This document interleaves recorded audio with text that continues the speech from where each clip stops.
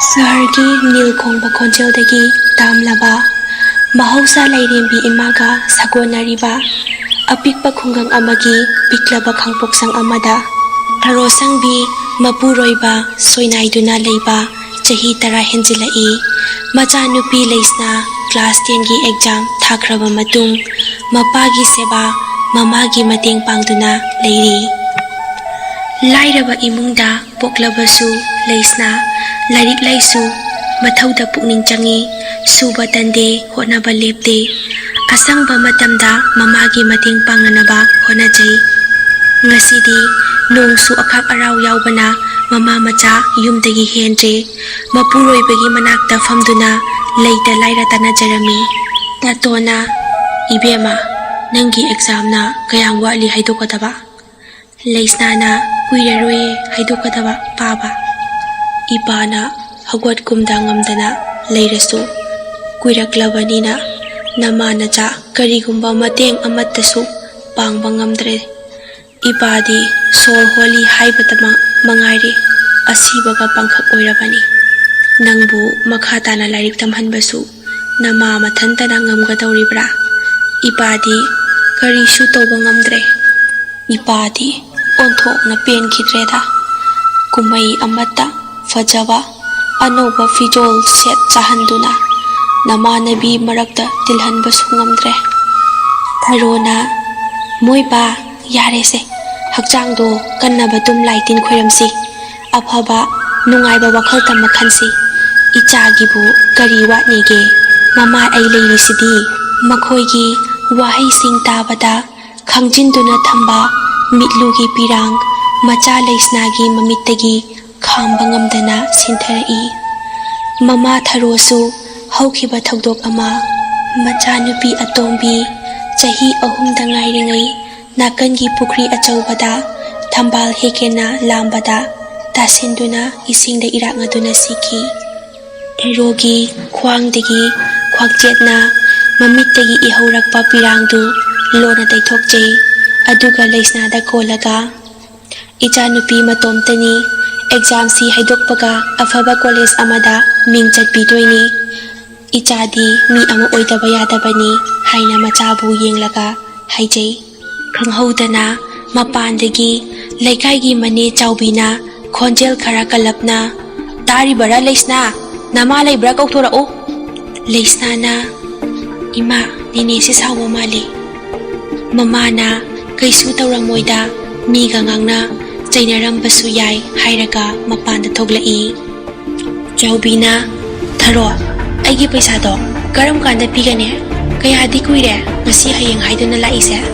ꯉꯁꯤꯗꯤ ꯄꯤꯗꯕ ꯌꯥꯔꯣꯏ, ꯄꯤꯗ꯭ꯔꯗꯤ ꯑꯩ ꯃꯐꯝꯁꯤꯗꯒꯤ ꯍꯜꯂꯣꯏ." ꯊꯔꯣꯅ ꯐꯤꯖꯤꯗꯒꯤ ꯉꯔꯥꯡ ꯉꯥ ꯌꯣꯜꯂꯨꯕꯒꯤ 750 ꯈꯛ ꯌꯥꯎꯕꯗꯨ ꯄꯨꯊꯣꯔꯛꯏ꯫ ꯆꯥꯎꯕꯤꯅ ꯃꯈꯨꯠꯇꯒꯤ ꯂꯥꯛꯈꯤ, ꯃꯁꯤꯡꯒ ꯊꯤꯗꯦ꯫ "ꯉꯁꯤꯅ ꯉꯁꯤ ꯑꯣꯏꯔꯦ, ꯑꯋꯥꯠꯄꯗꯣ ꯍꯌꯦꯡ ꯄꯤꯗꯕ ꯌꯥꯔꯣꯏꯀꯣ" ꯍꯥꯏꯔꯒ ꯃꯐꯤ ꯀꯜꯂꯒ ꯆꯠꯈꯤ꯫ ꯊꯔꯣꯅ, "ꯑꯁ, ꯏꯄꯨꯔꯣꯏꯕꯒꯤ ꯍꯤꯗꯥꯛ ꯂꯩꯅꯕꯁꯨ, ꯆꯦꯡ ꯋꯥꯅꯕꯁꯨ ꯈꯖꯤꯛꯇ ꯐꯥꯎꯕ ꯍꯦꯛ ꯍꯥꯏꯍꯧꯗꯣꯛꯍꯧꯗꯦꯗ꯫ ꯉꯁꯤꯗꯤ ꯀꯗꯥꯏꯗꯒꯤ ꯇꯧꯅꯤ ꯇꯧꯔꯤꯁꯤꯗꯤ?"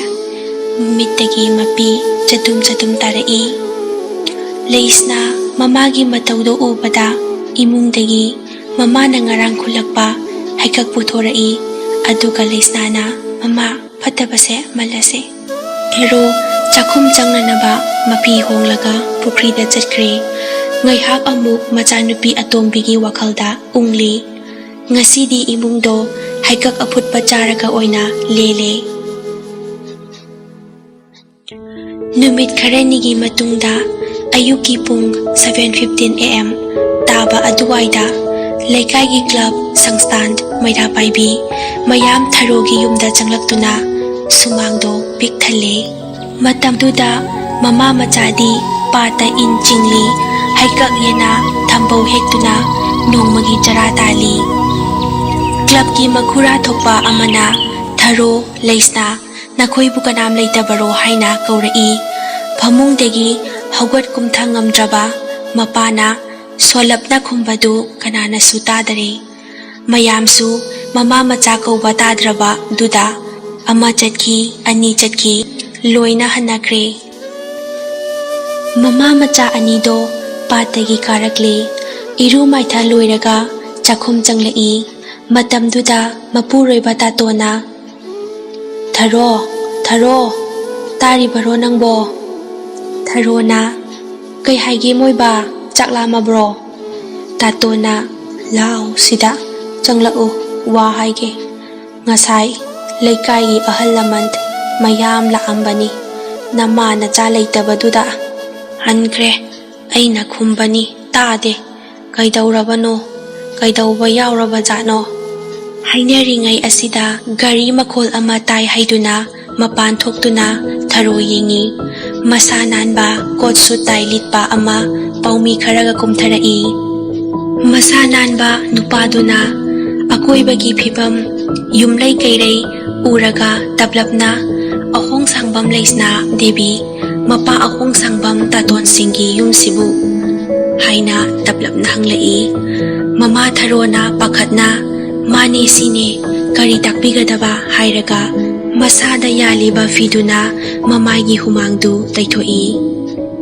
masanan ba nahaduna hairi handaki bosem na lauba class 10 gi exam da leisnana 7 position fangduna Sankar Government School gi ahanba position lauba oire mama tharo wahai adu tabada haraubagi ngamkhai lekhidre aduga masanan ba nupa amana amuk makha tarai leisnabu makha tana tamnanabagi damak ayaba adu aigi school da pibiu hairaga angang sigi changadaba khudingmak lairik laisu gi su yauna pumnamaki mathakta tongana yumgi achin akom khorsa oina lupa lakh tara angamba mateng pangjarage hairare wahai asi tabada tharo harau boy pakhat boy lekthakre ngasai khai leisnadi yumgi thongjinda tumina tari boy mamagi mataududa chensilaktuna mamabu konkhatli aduga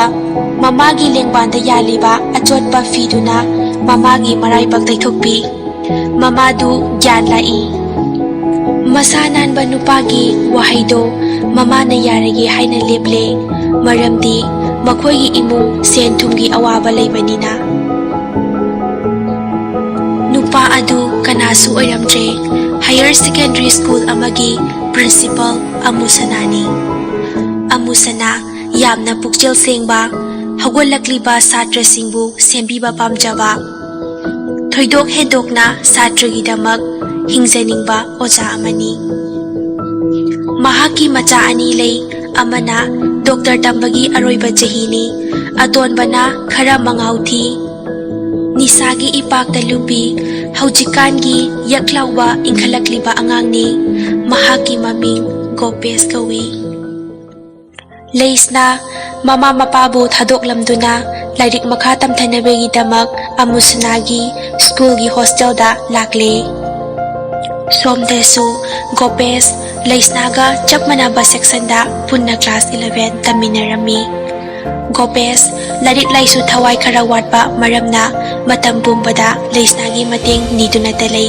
nongmasu Gopes na leisna lairik yam barge leisna na hoi khara sum pasele Gopes na as aikhoidi larika dikhanakhiba kuirida leisna na leisna Gopes na tangkak dillen boy khai boy wari saba adum haurakpasi yamna hinaramde nongma school gi sports numit ni leisna magi hostel gi mamanabi singa hostel degi tholai ngasidi leisna se onthokna ingna lemna phajakre lairikta haibata natana leisna sports tasu yamna haithoi singthoi magi mataududa Gopes hanadi sum dil lelambani adubu ngasidi apam nungsi phawbagum taurakle Gopes na bai asigi leisna haiba nupise ai question da yadre mamanaba amana bai mi lairik thin haibani bu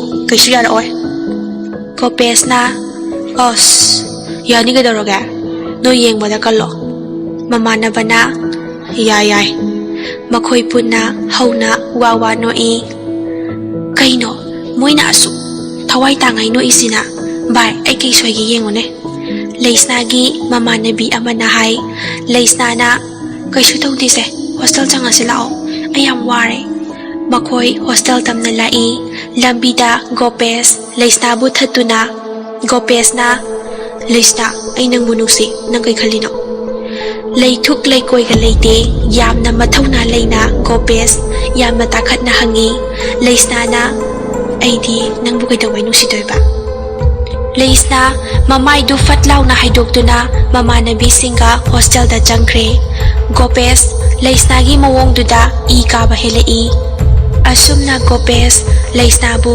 ꯍꯟꯖꯤꯟ ꯍꯟꯖꯤꯟ propose ꯇꯧꯁꯤꯟꯈꯤ ꯑꯗꯨꯕꯨ ꯃꯁꯤꯅ ꯂꯩꯁꯅꯥꯗꯗꯤ ꯃꯍꯥꯛꯀꯤ studied ꯗꯤꯁꯇꯔꯕ ꯇꯧꯕ ꯑꯣꯏꯅ ꯊꯣꯛꯈꯤ ꯃꯃꯥꯟꯅꯕꯤꯁꯤꯡꯅ ꯀꯟꯅ ꯍꯥꯏꯕꯗꯒꯤ ꯂꯩꯁꯅꯥꯁꯨ ꯋꯥꯈꯜ ꯑꯃ ꯈꯜꯂꯛꯏ ꯒꯣꯄꯦꯁꯄꯨꯁꯨ ꯊꯦꯝꯖꯤꯟꯕꯤꯗꯨꯅ ꯃꯥꯒꯤ ꯄ꯭ꯔꯣꯄꯣꯁꯇꯨ ꯌꯥꯕꯤꯔꯒ ꯃꯍꯥꯛꯀꯤ ꯄꯨꯛꯅꯤꯡ ꯋꯥꯈꯜꯕꯨꯁꯨ ꯂꯥꯏꯔꯤꯛ ꯂꯥꯏꯁꯨꯔꯣꯝꯗ ꯆꯪꯍꯟꯗꯨꯅ ꯃꯈꯣꯏ ꯑꯅꯤꯃꯛ ꯑꯐꯕ ꯃꯁꯛ ꯊꯣꯛꯄ ꯑꯃꯃꯝ ꯑꯣꯏꯃꯤꯟꯅꯕ ꯄꯥꯝꯈꯤ ꯑꯗꯨꯕꯨ ꯃꯁꯤ ꯒꯣꯄꯦꯁꯇꯗꯤ ꯑꯣꯏꯈꯤꯗ꯭ꯔꯦ ꯒꯣꯄꯦꯁꯇꯤ ꯏꯔꯥꯡꯗ ꯑꯗꯨꯝ ꯇꯥꯎꯗꯨꯅ ꯂꯩꯁꯅꯥꯗ ꯉꯥꯎꯗꯨꯅ ꯂꯩꯈꯤ ꯂꯩꯁꯅꯥꯗꯤ ꯊꯣꯏꯅ ꯒꯣꯄꯦꯁꯀꯤ ꯋꯥꯈꯜ ꯅꯥꯊꯩꯔꯒ ꯁ꯭ꯇꯗꯤꯗ ꯊꯋꯥꯏ ꯂꯨꯞꯁꯤꯟꯗꯨꯅ ꯂꯩ ꯂꯩꯁꯅꯥꯒꯤ ꯀ꯭ꯂꯥꯁ 12 ꯑꯦꯛꯖꯥꯝꯁꯨ ꯂꯣꯏꯁꯤꯟꯈ꯭ꯔꯦ ꯑꯗꯨꯕꯨ ꯃꯇꯝ ꯃꯥꯡꯍꯟꯕꯒꯤ ꯃꯍꯨꯠꯇ ꯀꯝꯄꯤꯇꯤꯇꯤꯚ ꯑꯦꯛꯖꯥꯝ ꯌꯥꯎꯅꯅꯕ ꯀꯟꯅ ꯍꯣꯠꯅꯔꯤ ꯄ꯭ꯔꯤꯟꯁꯤꯄꯜ ꯑꯇꯣꯝꯕꯒꯤ ꯃꯆꯥꯅꯨꯄꯥ ꯑꯇꯣꯟꯕ ꯒꯣꯄꯦꯁ ꯂꯩꯁꯅꯥꯕꯨ ꯅꯨꯡꯁꯤ ꯂꯥꯡꯗ ꯊꯨꯍꯟꯗꯨꯅ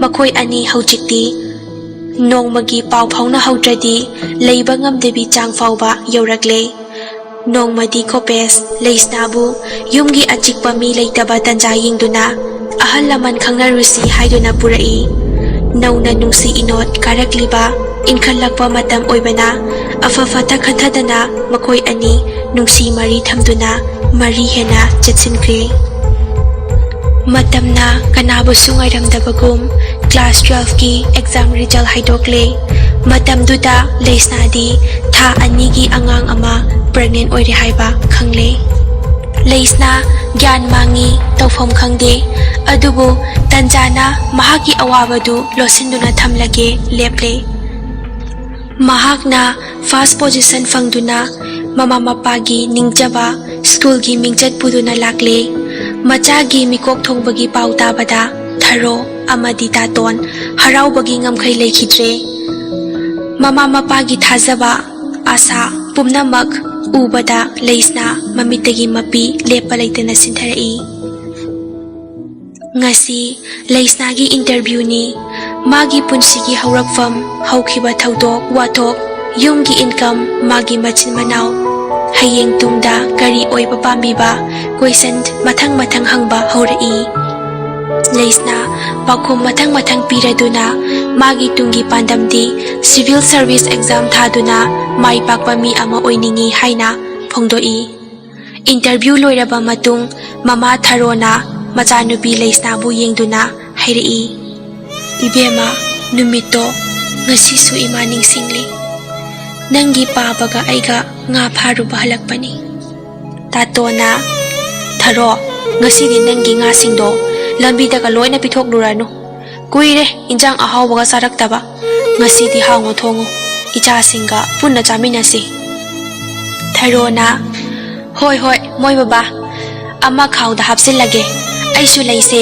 ꯃꯇꯨ ꯄꯥꯜꯂꯕꯅꯤ ꯉꯁꯤꯗꯤ ꯑꯩꯈꯣꯏꯁꯨ ꯑꯃ ꯆꯥꯔꯁꯤ ꯑꯁꯨꯝꯅ ꯊꯔꯣ ꯆꯥꯛꯈꯨꯝ ꯆꯪꯗꯨꯅ ꯊꯋꯥꯏ ꯌꯥꯎꯅ ꯆꯥꯛ ꯏꯟꯁꯥꯡ ꯊꯣꯡꯕ ꯍꯣꯠꯅꯖꯩ ꯆꯥꯛ ꯏꯁꯤꯡ ꯊꯤꯕ ꯂꯣꯏꯔꯗꯨꯅ ꯊꯔꯣꯅ ꯃꯣꯏ ꯕꯕꯥ ꯆꯥꯛ ꯂꯣꯏꯔꯦ ꯆꯥꯛ ꯆꯥꯊꯣꯛꯅꯅꯕ ꯇꯧꯔꯁꯤ ꯃꯃꯥ ꯃꯆꯥ ꯃꯈꯣꯏ ꯑꯍꯨꯝ ꯆꯥꯛ ꯆꯥꯅꯅꯕ ꯐꯝꯊꯕꯇ ꯉꯥꯏꯔꯤ ꯃꯄꯥꯟꯗꯒꯤ ꯊꯣꯡ ꯊꯤꯜꯂꯛꯏ ꯊꯔꯣ ꯐꯨꯛ ꯂꯥꯎꯅ ꯍꯧꯒꯠꯇꯨꯅ ꯊꯣꯡ ꯍꯥꯡꯗꯣꯛꯅꯅꯕ ꯍꯣꯠꯅꯔꯤ ꯇꯥꯇꯣꯟꯁꯨ ꯆꯥꯒꯦ ꯍꯥꯏꯅ ꯊꯥꯡꯒꯠꯂꯛꯄ ꯆꯥꯛꯈꯨꯝ ꯍꯨꯛꯇꯅ ꯊꯣꯡꯂꯣꯝꯗ ꯌꯦꯡꯗꯨꯅ ꯂꯩ ꯃꯈꯣꯏ ꯃꯤꯑꯣꯏ ꯑꯍꯨꯝ ꯆꯪꯂꯛꯏ ꯃꯄꯥꯟꯗꯒꯤ ꯃꯈꯨꯠꯇ ꯈꯨꯠꯂꯥꯏ ꯄꯥꯏꯕ ꯃꯤꯑꯣꯏ ꯑꯍꯨꯝꯗꯨꯅ ꯃꯈꯣꯏ ꯑꯍꯤꯡ ꯂꯦꯛꯇꯕ ꯌꯥꯗ꯭ꯔꯦ ꯆꯥꯛꯁꯨ ꯁꯤꯜꯂꯨ ꯍꯌꯦꯡ ꯑꯌꯨꯛ ꯑꯉꯟꯕꯗ ꯍꯟꯈꯤꯒꯦ ꯍꯥꯏꯔꯛꯏ ꯇꯥꯇꯣꯟꯅ ꯃꯈꯣꯏ ꯑꯍꯨꯝꯅ ꯆꯥꯒꯗꯧꯕꯒꯤ ꯊꯝꯃꯝꯕ ꯆꯥꯛ ꯏꯟꯁꯥꯡ ꯑꯗꯨ ꯃꯈꯣꯏ ꯑꯍꯨꯝꯗ ꯄꯤꯖꯈ꯭ꯔꯦ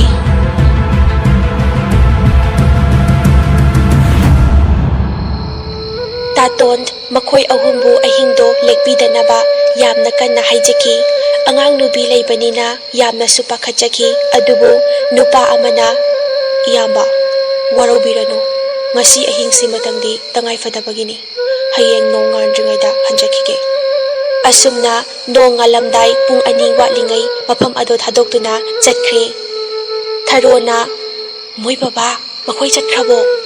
ꯇꯥꯇꯣꯅ "ꯇꯨꯃꯤꯟ ꯂꯩꯌꯨꯅꯦ ꯅꯪꯕꯣ, ꯃꯤ ꯇꯥꯈꯤꯅꯤ"꯫ ꯅꯣꯡ ꯉꯥꯜꯂꯛꯂꯦ꯫ ꯊꯥꯔꯣ ꯊꯣꯡ ꯍꯥꯡꯗꯣꯛꯇꯨꯅ ꯁꯨꯔꯖꯗꯦꯕ ꯈꯨꯔꯨꯝꯃꯤ꯫ ꯏꯈꯪ ꯈꯪꯍꯧꯗꯅ ꯊꯣꯡꯒꯥꯜꯂꯣꯝꯗꯒꯤ ꯁꯤꯐꯥꯏ ꯒꯥꯔꯤ ꯊꯧꯖꯤꯜꯂꯛꯄ ꯎꯏ꯫ ꯊꯥꯔꯣ ꯊꯨꯅ ꯌꯥꯡꯅ ꯏꯃꯨꯡꯗ ꯆꯦꯟꯁꯤꯜꯂꯤ꯫ ꯊꯥꯔꯣꯅ "ꯃꯣꯏ ꯕꯕꯥ, ꯁꯤꯐꯥꯏꯅ ꯁꯨꯃꯥꯡꯗꯣ ꯄꯨꯡꯊꯟ ꯊꯜꯂꯦ"꯫ ꯍꯥꯏꯅꯔꯤꯉꯩ ꯃꯄꯥꯟꯗꯒꯤ "ꯌꯨꯝꯁꯤꯕꯨ ꯀꯅꯥ ꯀꯅꯥ ꯂꯩꯒꯦ"?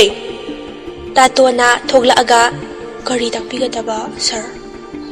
"ꯑꯍꯣꯡ ꯁꯪꯕꯝ ꯇꯥꯇꯣꯟ ꯍꯥꯏꯁꯤ ꯏꯁꯥ ꯑꯣꯏꯕꯤꯔꯕ? ꯁ꯭ꯇꯦꯁꯟ ꯐꯥꯎꯕ ꯆꯠꯂꯨꯕ ꯇꯥꯔꯦ"꯫ ꯊꯥꯔꯣꯅ ꯆꯦꯟꯊꯣꯔꯛꯇꯨꯅ "ꯃꯥꯕꯨ ꯀꯔꯤ ꯃꯔꯝꯒꯤꯗꯃꯛ ꯄꯨꯗꯣꯏꯅꯣ? ꯊꯝꯕꯤꯔꯝꯃꯣ"꯫ ꯄꯨꯂꯤꯁꯅ "ꯏꯇꯩꯃ, ꯀꯔꯤꯁꯨ ꯄꯥꯈꯠꯄꯤꯒꯅꯨ, ꯀꯔꯤꯁꯨ ꯇꯧꯔꯣꯏ" ꯍꯥꯏꯔꯝꯂꯒ ꯇꯥꯇꯣꯟꯕꯨ ꯄꯨꯗꯨꯅ ꯆꯠꯈ꯭ꯔꯦ꯫ ꯅꯣꯡꯗꯝꯕꯒꯤ ꯅꯣꯡꯗꯝꯈꯣꯜ ꯀꯅꯥꯅꯕꯨ ꯇꯝꯕ ꯉꯝꯒꯅꯤ? ꯆꯔꯥ 2 ꯁꯨꯅ ꯆꯥꯕ ꯐꯪꯗꯗꯨꯅ ꯋꯥꯖꯔꯤꯕ ꯏꯃꯨꯡꯗꯣ ꯍꯦꯟꯅ ꯆꯩꯅꯥ ꯑꯃꯁꯨ ꯄꯤꯕꯤꯔꯦ꯫ ꯊꯥꯔꯣꯁꯪꯕꯤ ꯃꯄꯨꯔꯣꯏꯕ ꯍꯜꯂꯛꯇ꯭ꯔꯕꯗ ꯑꯣꯟꯅ ꯊꯣꯏꯅ ꯄꯤꯛꯂꯤꯕ ꯃꯆꯥꯕꯨ ꯀꯣꯟꯗꯨꯅ ꯀꯞꯆꯩ꯫ ꯃꯇꯧ ꯑꯁꯨꯝ ꯇꯧꯅ ꯊꯥꯔꯣ ꯃꯃꯤꯠꯇꯒꯤ ꯃꯄꯤ ꯁꯤꯡꯊꯗꯨꯅ ꯃꯆꯥꯗ ꯋꯥꯔꯤ ꯂꯤꯔꯛꯏ꯫ ꯂꯩꯁꯅꯥꯅ "ꯏꯃꯥ, ꯀꯞꯂꯅꯨꯁꯦ, ꯅꯨꯃꯤꯠꯇꯣ ꯑꯩꯁꯨ ꯃꯤꯠꯇ ꯁꯪꯁꯪꯅ ꯎꯔꯤ꯫ ꯕꯕꯥꯅ ꯐꯤꯕꯝ ꯀꯥꯏꯅ ꯄꯨꯂꯤꯁ ꯁ꯭ꯇꯦꯁꯟꯗꯒꯤ ꯁꯣꯏꯅꯥꯏꯔꯕ ꯑꯃꯒꯨꯝ ꯍꯜꯂꯛꯈꯤꯕꯗꯣ"꯫ ꯇꯥꯇꯣꯅ "ꯏꯕꯦꯝꯃ, ꯏꯄꯥꯒꯤ ꯑꯁꯥꯗꯤ ꯅꯪ ꯈꯛꯇ ꯉꯥꯏꯔꯕꯅꯤ꯫ ꯍꯧꯖꯤꯛꯇꯤ ꯏꯄꯥꯁꯨ ꯏꯆꯥꯒꯤ ꯃꯄꯥꯟꯗꯒꯤ ꯃꯤꯒ ꯃꯤꯃꯥꯟꯅꯅ ꯍꯤꯡꯕ ꯉꯝꯂꯦ꯫ ꯏꯆꯥꯅ ꯁꯣꯏꯗꯅ ꯃꯤꯑꯣꯏꯕ ꯁꯃꯥꯖ ꯑꯁꯤꯒꯤ ꯀꯔꯤꯒꯨꯝꯕ ꯈꯔꯗꯤ ꯇꯧꯔꯛꯀꯗꯕꯅꯤꯀꯣ"꯫ ꯂꯩꯁꯅꯥ ꯃꯃꯥ ꯃꯄꯥꯒꯤ ꯊꯥꯖꯕꯕꯨꯁꯨ ꯃꯥꯡꯍꯟꯅꯤꯡꯗꯦ꯫ ꯑꯃꯔꯣꯝꯗ ꯃꯥꯒꯤ ꯑꯣꯏꯔꯤꯕ ꯐꯤꯕꯝ ꯑꯁꯤꯅ ꯀꯝꯗꯧꯕ? ꯋꯥꯈꯜ ꯃꯐꯥꯡ ꯈꯜꯂꯤ꯫ ꯃꯃꯤꯠꯇꯒꯤ ꯃꯄꯤ ꯁꯤꯟꯊꯔꯤ꯫ ꯁꯦꯟꯅꯍꯧꯗ꯭ꯔꯕ ꯃꯤꯀꯨꯞꯇꯨꯅ ꯄꯨꯟꯁꯤꯕꯨ ꯀꯌꯥꯗ ꯂꯝꯃꯨꯛꯅꯍꯜꯂꯤꯕ? ꯂꯩꯁꯅꯥꯅ ꯒꯣꯄꯦꯁꯄꯨ ꯊꯤꯕ ꯂꯥꯛꯂꯦ꯫ ꯑꯗꯨꯕꯨ ꯒꯣꯄꯦꯁꯇꯤ ꯅꯤꯁꯥꯗ ꯉꯥꯎꯗꯨꯅ ꯂꯩꯈꯤꯕꯅ ꯂꯩꯁꯅꯥꯒꯤ ꯋꯥꯗꯣ ꯆꯪꯈꯤꯗ꯭ꯔꯦ꯫ ꯂꯩꯁꯅꯥꯅ "ꯒꯣꯄꯦꯁ, ꯀꯩꯅꯣ ꯅꯪꯅ ꯇꯧꯔꯝꯂꯤꯁꯤꯕꯣ? ꯅꯪ ꯑꯩꯕꯨ ꯀꯩꯝꯇ ꯅꯨꯡꯁꯤꯗ꯭ꯔꯕꯣ? ꯑꯩꯒꯤ ꯑꯋꯥꯕꯁꯦ ꯀꯩꯝꯇ ꯎꯗ꯭ꯔꯕꯣ"? ꯒꯣꯄꯦꯁꯅ "ꯂꯩꯁꯅꯥ, ꯀꯩꯒꯤꯅꯣ ꯅꯪꯅ ꯋꯥꯈꯜ ꯍꯦꯟꯖꯤꯟꯅ ꯈꯜꯂꯤꯗꯨꯕꯣ? ꯑꯉꯥꯡꯗꯣ ꯃꯥꯡꯍꯟꯈ꯭ꯔꯣ, ꯑꯗꯨꯗꯤ ꯑꯦꯛꯁꯤꯗꯦꯟꯅꯤ ꯈꯜꯂꯣ"꯫ ꯒꯣꯄꯦꯁꯅ ꯃꯈꯥ ꯇꯥꯔꯗꯨꯅ ꯃꯥꯒꯤ ꯄꯥꯕꯨꯡꯒꯤ ꯏꯖꯠ, ꯍꯧꯖꯤꯛꯇꯤ ꯃꯈꯣꯏ ꯑꯉꯥꯡꯁꯨ ꯌꯥꯝꯅ ꯑꯣꯏꯕꯒ ꯃꯗꯨ ꯑꯣꯏꯊꯣꯛꯑꯣꯏ ꯍꯥꯏꯗꯨꯅ ꯂꯩꯁꯅꯥꯒꯤ ꯋꯥꯁꯤꯡꯗꯣ ꯂꯣꯏꯅ ꯊꯩꯗꯣꯛꯇꯨꯅ ꯈꯨꯝꯂꯛꯏ꯫ ꯂꯩꯁꯅꯥ ꯒ꯭ꯔꯦꯖꯨꯑꯦꯁꯟ ꯇꯝꯅꯕꯒꯤꯗꯃꯛ ꯃꯃꯥꯒ ꯃꯄꯥꯒꯗ ꯇꯥꯟꯅꯔꯦ꯫ ꯏꯃꯨꯡ ꯃꯅꯨꯡ ꯌꯥꯅꯔꯕꯗ ꯂꯩꯁꯅꯥ ꯒ꯭ꯔꯦꯖꯨꯑꯦꯁꯟ ꯇꯝꯕ ꯃꯄꯥꯟꯂꯣꯝꯗ ꯆꯠꯈ꯭ꯔꯦ꯫ ꯅꯣꯡꯃ ꯍꯧꯈꯤꯕꯅ ꯂꯩꯁꯅꯥꯒꯤ ꯄꯤꯕꯨꯛꯅꯨꯡꯗ ꯌꯥꯎꯔꯤꯕ ꯑꯉꯥꯡ ꯑꯗꯨꯁꯨ ꯊꯥꯕꯨꯡ ꯃꯁꯤꯡ ꯌꯥꯝꯁꯤꯜꯂꯛꯂꯦ꯫ ꯂꯩꯁꯅꯥ ꯀꯣꯂꯦꯖ ꯇꯝꯗꯕꯤꯗ ꯃꯃꯥ ꯃꯄꯥꯒꯤ ꯃꯐꯝꯗ ꯑꯣꯏꯗꯕ ꯋꯥ ꯉꯥꯡꯗꯨꯅ ꯃꯆꯥꯕꯨ ꯑꯁꯣꯏ ꯑꯉꯥꯝ ꯌꯥꯎꯗꯅ ꯄꯣꯛꯂꯦ꯫ ꯑꯄꯤꯛꯄ ꯃꯆꯥꯕꯨ ꯄꯨꯗꯨꯅ ꯂꯩꯁꯅꯥ ꯒꯣꯄꯦꯁꯀꯤ ꯃꯅꯥꯛꯇ ꯂꯥꯛꯂꯦ꯫ ꯑꯗꯨꯕꯨ ꯒꯣꯄꯦꯁꯇꯤ ꯊꯤꯕ ꯐꯪꯈꯤꯗ꯭ꯔꯦ꯫ ꯇꯧꯐꯝ ꯈꯪꯗ꯭ꯔꯕ ꯂꯩꯁꯅꯥ ꯑꯄꯤꯛꯄ ꯃꯆꯥꯕꯨ ꯆꯦꯖꯦꯠ ꯃꯊꯥꯅꯨꯡꯗ ꯀꯣꯟꯁꯤꯟꯖꯗꯨꯅ ꯍꯤꯛꯅ ꯀꯞꯄꯤ꯫ ꯆꯍꯤ ꯅꯧꯔꯤꯕꯤ ꯂꯨꯍꯣꯡꯗ꯭ꯔꯤꯕꯤ ꯑꯃꯅ ꯑꯄꯤꯛꯄ ꯃꯆꯥ ꯑꯃꯒ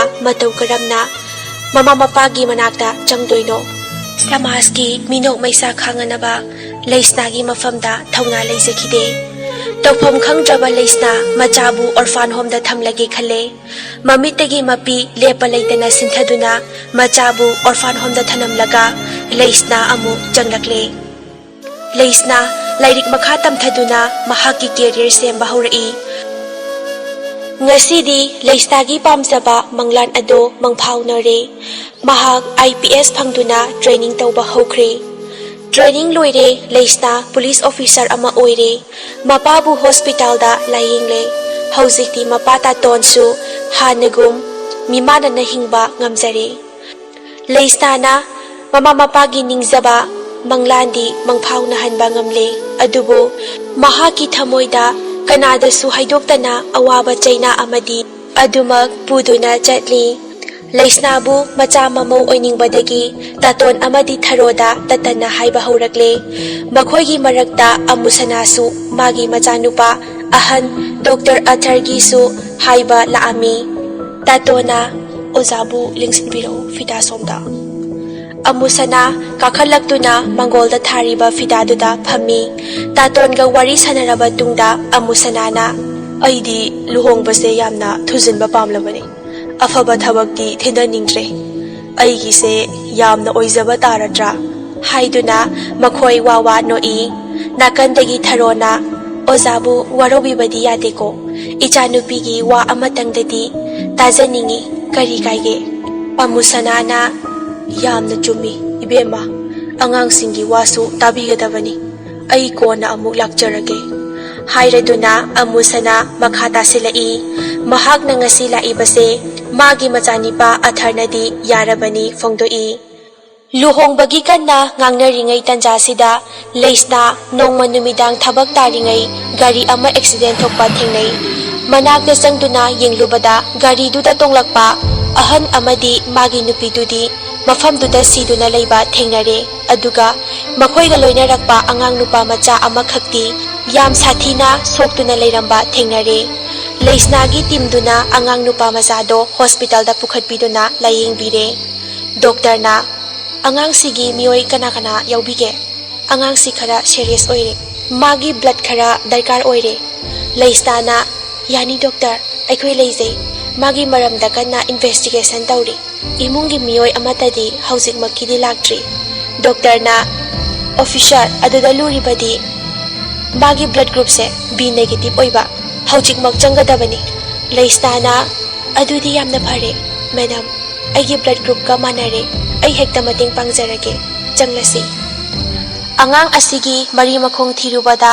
ꯑꯉꯥꯡꯁꯤ ꯑꯇꯩ ꯀꯅꯥꯁꯨ ꯑꯣꯏꯔꯝꯗ꯭ꯔꯦ ꯃꯍꯥꯛꯀꯤ ꯃꯕꯨꯛꯊꯣꯛꯀꯤ ꯃꯆꯥ ꯃꯍꯥꯛꯅ ꯁꯃꯥꯖꯀꯤ ꯃꯤꯅꯣꯛ ꯃꯩꯁꯥ ꯃꯃꯥ ꯃꯄꯥꯒꯤ ꯃꯤꯡꯆꯠ ꯊꯤꯕ ꯀꯌꯥ ꯀꯤꯕꯗꯒꯤ ꯑꯣꯔꯐꯥꯟ ꯍꯣꯝꯗ ꯊꯝꯕꯤꯈꯤꯕ ꯃꯆꯥꯗꯨ ꯑꯣꯏꯔꯝꯂꯦ ꯂꯩꯁꯅꯥꯅ ꯃꯆꯥꯕꯨ ꯎꯖꯕꯗ ꯄꯨꯝꯅꯃꯛ ꯀꯥꯎꯈꯤꯗꯨꯅ ꯃꯆꯥꯕꯨ ꯃꯅꯥꯛꯇ ꯊꯝꯂꯒꯦ ꯅꯤꯡꯗꯨꯅ ꯃꯥꯒꯤ ꯀ꯭ꯋꯥꯇꯔꯗ ꯄꯨꯔꯛꯏ ꯂꯩꯁꯅꯥꯒꯤ ꯄꯥꯎ ꯐꯪꯕꯗ ꯈꯣꯏꯁꯥꯎꯅꯔꯕ ꯃꯃꯥ ꯊꯔꯣ ꯃꯥꯒꯤ ꯀ꯭ꯋꯥꯇꯔꯗ ꯂꯥꯛꯇꯨꯅ ꯃꯆꯥꯗ ꯊꯔꯣꯅ ꯂꯩꯁꯅꯥ ꯀꯩꯅꯣ ꯅꯪꯅ ꯇꯧꯔꯤꯁꯤꯕꯣ ꯃꯐꯝ ꯃꯔꯥꯡ ꯈꯪꯗꯕ ꯑꯉꯥꯡ ꯑꯃꯒ ꯅꯪꯒ ꯍꯦꯛꯇ ꯂꯩꯃꯤꯟꯅꯔꯤꯁꯤꯕꯣ ꯂꯩꯁꯅꯥꯅ ꯏꯃꯥ ꯑꯗꯨꯃꯥꯏꯅ ꯍꯥꯏꯒꯅꯣ ꯃꯍꯥꯛ ꯃꯐꯝ ꯃꯔꯥꯡ ꯈꯪꯗꯕ ꯑꯉꯥꯡ ꯅꯠꯇꯤꯌꯦ ꯊꯔꯣꯅ ꯑꯗꯨꯗꯤ ꯀꯅꯥꯅꯣ ꯍꯥ ꯑꯉꯥꯡꯁꯦ ꯅꯪꯒꯤ ꯅꯆꯥ ꯑꯣꯏꯕ ꯌꯥꯒꯗꯧꯔꯤꯕ꯭ꯔꯣ ꯂꯩꯁꯅꯥꯅ ꯃꯥꯅꯦ ꯑꯩꯒꯤ ꯏꯆꯥꯅꯦ ꯏꯃꯥ ꯃꯃꯥ ꯊꯔꯣ ꯈꯪꯄ꯭ꯔꯦꯛ ꯈꯪꯅ ꯀꯔꯤ ꯍꯥꯏꯕ ꯅꯪꯒꯤ ꯅꯆꯥꯅꯦ ꯍꯥꯏꯕ ꯂꯨꯍꯣꯡꯒꯗꯧꯕꯗꯤ ꯍꯌꯦꯡꯗ ꯉꯥꯏꯔꯦ ꯀꯔꯤꯅꯣ ꯅꯪꯅ ꯇꯧꯔꯤꯕ ꯃꯌꯥꯝꯁꯤꯕꯣ ꯂꯩꯁꯅꯥꯅ ꯁꯥꯎꯔꯗꯨꯅ ꯈꯨꯝꯃꯛꯏ ꯀꯅꯥꯒꯤ ꯂꯨꯍꯣꯡꯕ ꯀꯔꯤꯒꯤ ꯂꯨꯍꯣꯡꯗꯧꯔꯤꯕ ꯏꯃꯥ ꯑꯩ ꯂꯨꯍꯣꯡꯕ ꯉꯝꯈꯤꯔꯣꯏ ꯑꯩ ꯇꯧꯒꯗꯕ ꯌꯥꯝꯅ ꯋꯥꯠꯂꯤꯌꯦ ꯍꯥꯏꯔꯒ ꯀꯞꯄꯤ ꯊꯔꯣꯅ ꯀꯔꯤꯒꯤꯅꯣ ꯑꯉꯥꯡꯁꯤꯗ ꯅꯪꯅ ꯑꯁꯨꯛ ꯌꯥꯝꯅ ꯃꯤꯅꯨꯡꯁꯤ ꯎꯠꯂꯤꯁꯤꯕꯣ ꯋꯥꯔꯤ ꯋꯥꯈꯣꯡꯁꯨ ꯈꯪꯗꯕ ꯑꯉꯥꯡꯁꯤꯗ ꯂꯩꯁꯅꯥꯅ ꯌꯥꯔꯦ ꯇꯣꯛꯄꯤꯔꯣ ꯏꯃꯥ ꯃꯈꯥ ꯇꯥꯕꯤꯔꯅꯨ ꯃꯔꯥꯏꯕꯛ ꯊꯤꯔꯕ ꯑꯉꯥꯡꯅꯦ ꯃꯥꯒꯤꯅꯤ ꯍꯥꯏꯕꯗ ꯀꯅꯥꯁꯨ ꯂꯩꯇ꯭ꯔꯕꯅꯦ ꯏꯃꯥ ꯑꯩ ꯑꯉꯥꯡꯁꯦ ꯌꯥꯝꯅ ꯅꯨꯡꯁꯤꯌꯦ ꯊꯔꯣꯅ ꯑꯣ ꯅꯪ ꯑꯉꯥꯡꯁꯤꯒ ꯑꯗꯨꯝ ꯂꯩꯃꯤꯟꯅꯔꯒꯦ ꯍꯥꯏꯕ꯭ꯔꯣ ꯂꯩꯁꯅꯥꯅ ꯅꯠꯇꯦ ꯏꯃꯥ ꯃꯥꯒꯤ ꯇꯪ ꯇꯥꯕ ꯑꯃꯇꯪꯗꯤ ꯈꯪꯅꯕ ꯍꯣꯠꯅꯈꯤꯒꯦ ꯑꯁꯨꯝꯅ ꯂꯩꯁꯅꯥꯅ ꯃꯃꯥꯕꯨ ꯊꯦꯝꯗꯨꯅ ꯆꯠꯍꯟꯈ꯭ꯔꯦ ꯊꯥꯁꯤꯒꯤ ꯃꯝꯂꯕ ꯏꯁꯥꯒꯤ ꯈꯨꯠ ꯐꯥꯎꯕ ꯎꯖꯕ ꯐꯪꯗ꯭ꯔꯕ ꯅꯨꯡꯗꯥꯡ ꯑꯃꯅꯤ ꯂꯩꯁꯅꯥ ꯃꯥꯒꯤ ꯇꯤꯝꯒ ꯗ꯭ꯌꯨꯇꯤ ꯍꯜꯂꯛꯏ ꯈꯪꯍꯧꯗꯅ ꯒꯥꯔꯤ ꯃꯃꯥꯡꯗ ꯃꯁꯝ ꯃꯅꯥ ꯏꯐꯥ ꯐꯥꯕ ꯑꯉꯥꯎꯕ ꯃꯥꯟꯕ ꯅꯨꯄꯥ ꯑꯃ ꯒꯥꯔꯤ ꯃꯃꯥꯡꯗ ꯆꯦꯟꯁꯤꯜꯂꯛꯏ ꯈꯪꯍꯧꯗꯅ ꯊꯧꯔꯤꯕ ꯒꯥꯔꯤꯗꯣ ꯗ꯭ꯔꯥꯏꯚꯔꯅ ꯕ꯭ꯔꯦꯛ ꯈꯪꯐꯥ ꯐꯥꯏ ꯂꯥꯏꯠ ꯃꯉꯥꯜꯗꯨꯗ ꯅꯨꯄꯥꯗꯨꯒꯤ ꯃꯁꯛꯇꯣ ꯎꯕꯗ ꯂꯩꯁꯅꯥ ꯈꯪꯍꯧꯗꯅ ꯇꯨ ꯆꯨꯡꯉꯤ ꯒꯥꯔꯤꯗꯒꯤ ꯀꯨꯝꯊꯔꯛꯇꯨꯅ ꯂꯩꯁꯅꯥ ꯅꯨꯄꯥꯗꯨꯗ ꯃꯨꯟꯅ ꯌꯦꯡꯂꯒ ꯍꯥꯏꯔꯛꯏ ꯂꯩꯁꯅꯥꯅ ꯒꯣꯄꯦꯁ ꯅꯪ ꯑꯩꯕꯨ ꯈꯪꯗ꯭ꯔꯕꯣ ꯒꯣꯄꯦꯁ ꯀꯔꯤꯁꯨ ꯅꯥꯆꯨꯡꯗꯅ ꯃꯃꯥꯏ ꯂꯩꯊꯣꯛꯇꯨꯅ ꯆꯦꯟꯈꯤꯒꯦ ꯇꯧꯏ ꯃꯇꯧꯗꯨꯗ ꯂꯩꯁꯅꯥꯅ ꯒꯣꯄꯦꯁꯄꯨ ꯇꯥꯞ ꯂꯥꯎꯅ ꯐꯥꯏ ꯑꯗꯨꯒ ꯂꯩꯁꯅꯥꯅ ꯒꯣꯄꯦꯁ ꯑꯩ ꯅꯪꯕꯨ ꯊꯤꯔꯤꯕꯅꯦ ꯑꯩ ꯂꯩꯁꯅꯥꯅꯦ ꯃꯃꯤꯠ ꯃꯅꯥ ꯏꯊꯛ ꯊꯛꯀꯠꯇꯨꯅ ꯒꯣꯄꯦꯁ ꯂꯩꯁꯅꯥꯅ ꯉꯥꯡꯂꯤꯕꯗꯣ ꯀꯩꯁꯨ ꯈꯨꯝꯗꯦ ꯊꯣꯏꯅ ꯗꯨꯝ ꯂꯩꯁꯅꯥꯗ ꯑꯣꯟꯁꯤꯟꯗꯨꯅ ꯒꯣꯄꯦꯁꯅ ꯃꯦꯗꯥꯝ ꯑꯆꯥꯄꯣꯠꯀ ꯌꯥꯎꯕ꯭ꯔꯥ ꯈꯤꯇ ꯄꯤꯕꯤꯔꯝꯃꯨꯕ ꯑꯩ ꯆꯥꯛ ꯌꯥꯝꯅ ꯂꯥꯝꯃꯦ ꯂꯩꯁꯅꯥ ꯃꯆꯥꯒꯤꯗꯃꯛ ꯂꯩꯔꯛꯄ ꯑꯆꯥꯄꯣꯠꯇꯣ ꯄꯨꯊꯣꯛꯇꯨꯅ ꯒꯣꯄꯦꯁꯇ ꯄꯤꯔꯦ ꯑꯗꯨꯒ ꯒꯣꯄꯦꯁꯄꯨ ꯃꯌꯨꯝꯒꯤ ꯒꯦꯠ ꯐꯥꯎꯕ ꯊꯤꯟꯕꯤꯔꯝꯃꯤ ꯂꯝꯕꯤꯗ ꯒꯥꯔꯤ ꯊꯧꯅ ꯊꯧꯅ ꯂꯩꯁꯅꯥ ꯃꯆꯤꯟꯗ ꯁꯣꯜꯂꯤ ꯒꯣꯄꯦꯁ nang aibu taseng na kaurabra kaino nang na oiramliba mawongsibo nong ngale leisna numit kun taret nigi suti lauduna machabu puraga mayumda chatlami gari tonga tongna khali mabu aibu taseng na kauraba chala natraga aigi dress hetpaduda khangdraba jara haiduna leisna mawon khali lambida angang amaga leisnana mayum tamna changlakpa duda leikaigi misingna angang adugi matangda hangi tharona angang adu accident amada mama mapa lekhidabadagi machanupi leisnana laying biduna yokhaubani hojiksu angang dugi mari makhong thiribani hairaduna leikai mayamgi jingnabadu kokhali nongma amusanana leisnagi family bu chakauduna leisnagi imung amusana hoidalai mayam punna drawing room da fami wari watai sanai nakanda nupa amana machinda murum sonduna makhut masa thektuna leibado leisnana ure leisnana oja mahakse gopes na tabra amusanana mani bema nangi classmate gopes tuni magi wakhalda aisu siba ngamdana leirabani leisnana mahaksibu oza amusanana hoi nangna khalibado chume mahak wakhal tadre leisnana oza masibu matau karamna oikhibano amusanana masi pumnamakse aina thokhankhibani aina mabu aton atani haiduna mana haibada tawhalluba matam sana mabu senabi haudabadagi nisagi ipakta tauduna ngausatnaduna leirabani tharona as oza su yamna nungairamaroibo amusanana pharise masina masi oirasanu luhongbagi matangsibu tharona nakandagi oza angang asigi mari makhong amatang khangningi hana hairi ijanupina amusanana ibema karama mama pananone majabu orphan home da hektamak thamjilibasibo wahai singdo tabada leisna thamoida tinglauna pali tatona oja marai bakthiraba angang haiduni mama parana konbidraba tharona wa pangsilaktuna mane angang sibu yopiba mama padusu laibak thibadagi accident da laikhidre icha nupina angang sigi matau yengba ngamdabadagi hauzik lairiba phibam sini makhoina sanariba wasingdo leisna taba ngamlaktre adubu asengba achumba haidoknabagi thaunadi leisna laikhide leisna ngasidi mitkakla amata uisinba yadre ngasi amusanagi yumda mayamna hainakhiba ngangnakhiba wasingdo ningsingduna leire mamita gopesna oiramliba phibamdo udunata leire wakhalna lumtharaba leisna machagi amuk khali gopesbu amuk ningsingi amaromda imung anigi nungsinaba mari selliba luhongba asigi marakta leisna Dr. Atharga amuktang unaduna wari watai saba pamle Otharbu wari sage khalladuna leisna call ama tawsilu leisna na hello Dr. Atharna tai leista kaidore leisna na Dr. hojikan sibu thabaka chinbibra Atharna jindie kaidore leisna adum hayo leisna na ai doctor bu amuktang unaba pame Atharna yai nangi asangba matamda adum haro leisna na hayengse doctor yagadra Atharna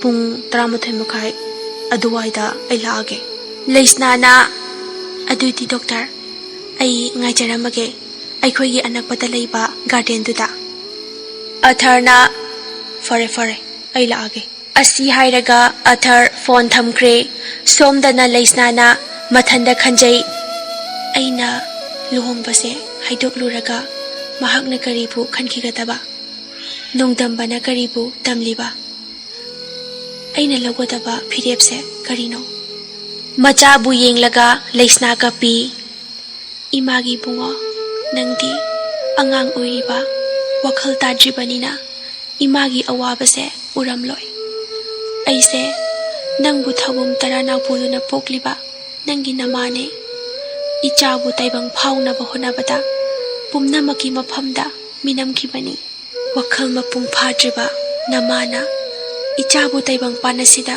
ꯀꯔꯝꯅ ꯈꯣꯡꯗꯥꯍꯜꯂꯛꯄ ꯉꯝꯒꯅꯤ ꯃꯇꯝꯗꯨꯗ ꯏꯆꯦ ꯔꯦꯁꯃꯥꯕꯨ ꯊꯦꯡꯅꯔꯝꯗ꯭ꯔꯕꯗꯤ ꯄꯨꯝꯅꯃꯛ ꯑꯣꯏꯊꯣꯛꯂꯝꯂꯣꯏ ꯔꯦꯁꯃꯥ ꯂꯩꯁꯅꯥꯕꯨ ꯃꯁꯛ ꯃꯨꯟꯅ ꯈꯪꯕꯤꯕ ꯃꯥꯒꯤ senior ꯑꯃꯅꯤ ꯃꯍꯥꯛ ꯍꯣꯁꯄꯤꯇꯥꯜ ꯑꯃꯗ ꯅꯔꯁ ꯑꯣꯏꯗꯨꯅ ꯂꯩꯔꯝꯕꯅꯤ ꯂꯩꯁꯅꯥꯅ ꯃꯥꯒꯤ ꯋꯥꯔꯤ ꯄꯨꯝꯅꯃꯛ ꯂꯤꯔꯗꯨꯅ ꯑꯉꯥꯡ ꯑꯁꯤꯒꯤ ꯊꯋꯥꯏꯁꯤꯗꯗꯤ ꯀꯟꯕꯤꯌꯨ ꯍꯥꯏꯗꯨꯅ ꯔꯦꯁꯃꯥꯗ ꯍꯥꯏꯖꯈꯤ ꯔꯦꯁꯃꯥꯅ ꯇꯨꯡꯗ ꯊꯦꯡꯅꯒꯗꯕ ꯈꯨꯗꯣꯡꯆꯥꯔꯣꯏꯗꯕ ꯀꯌꯥꯕꯨ ꯌꯦꯡꯂꯒ ꯌꯥꯈꯤꯗꯕꯅꯤ ꯑꯗꯨꯕꯨ ꯂꯩꯁꯅꯥꯅ ꯑꯉꯥꯡ ꯑꯁꯦ ꯃꯄꯥꯒꯤ ꯃꯐꯝꯗ ꯁꯣꯏꯗꯅ ꯁꯤꯟꯅꯒꯅꯤ ꯍꯥꯏꯕꯒꯤ ꯊꯥꯖꯕ ꯑꯗꯨ ꯔꯦꯁꯃꯥꯗ ꯄꯤꯔꯗꯨꯅ ꯑꯉꯥꯡ ꯑꯁꯤ ꯇꯥꯏꯕꯪ ꯐꯥꯎꯍꯟꯈꯤꯕꯅꯤ ꯂꯩꯁꯅꯥꯅ ꯈꯟꯖꯔꯨꯕ ꯁꯥꯒꯠꯆꯔꯨꯕ ꯑꯁꯥ ꯑꯗꯨꯗꯤ ꯇꯥꯏꯑꯣꯟꯅꯈꯤ ꯑꯌꯨꯛꯀꯤ ꯇꯔꯨ ꯇꯔꯨꯕ ꯃꯉꯥꯜꯅꯤ ꯑꯊꯔ ꯕ꯭ꯔꯦꯛꯐꯥꯁ ꯆꯥꯅ ꯆꯥꯅ ꯄꯦꯄꯔ ꯄꯥꯔꯤ ꯑꯊꯔꯅ ꯅꯅꯥꯎꯗꯤ ꯍꯧꯒꯠꯈ꯭ꯔꯕ ꯕꯕꯥ ꯑꯃꯨꯁꯅꯥꯅ ꯈꯨꯝꯃꯤ ꯍꯧꯒꯠꯈ꯭ꯔꯕꯅꯤ ꯑꯊꯔꯅ ꯑꯣ ꯑꯃꯨꯁꯅꯥꯅ 이붕어 ꯅꯅꯥꯎ ꯅꯨꯄꯥꯁꯦ ꯀꯔꯤ ꯆꯥꯔꯤ ꯊꯛꯂꯤ ꯍꯥꯏꯕꯗꯣ ꯈꯔ ꯈꯔ ꯌꯦꯡꯁꯤꯟꯕꯤꯌꯨꯗꯅ ꯑꯩꯅꯕꯨꯗꯤ ꯃꯌꯦꯡ ꯁꯦꯜꯂꯤ ꯍꯥꯏꯕꯕꯨ ꯃꯥꯒꯤ ꯃꯇꯧꯁꯦ ꯏꯄꯥ ꯌꯦꯡꯕ ꯉꯝꯗ꯭ꯔꯦꯅꯦ ꯑꯃꯨꯁꯅꯥꯅ ꯃꯃꯤꯠꯇꯒꯤ ꯃꯄꯤ ꯇꯩꯊꯣꯛꯏ ꯑꯊꯔꯅ ꯕꯕꯥ ꯑꯩꯕꯨ ꯋꯥꯔꯧꯕꯤꯔꯤꯕ꯭ꯔꯥ ꯑꯩꯁꯨ ꯅꯨꯃꯤꯠꯇꯣ ꯐꯥꯊꯕ ꯉꯝꯍꯧꯗꯕꯗꯒꯤ ꯃꯍꯥꯛꯄꯨ ꯐꯍꯟꯅꯤꯡꯃꯟꯗꯅ ꯑꯩꯒꯤ ꯏꯈꯨꯠꯁꯤꯃꯛꯅ ꯀꯌꯥꯗ ꯅꯨꯡꯁꯤ ꯍꯩꯇꯅ ꯃꯍꯥꯛꯄꯨ ꯑꯃꯨꯁꯅꯥꯅ ꯅꯤꯁꯥꯅ ꯂꯥꯏꯆꯨꯔꯕ ꯃꯍꯥꯛꯅ ꯅꯤꯁꯥ ꯆꯥꯅꯤꯡꯕꯅ ꯉꯥꯎꯔꯕꯗ ꯄꯩꯁꯥ ꯄꯤꯌꯨ ꯍꯥꯏꯅ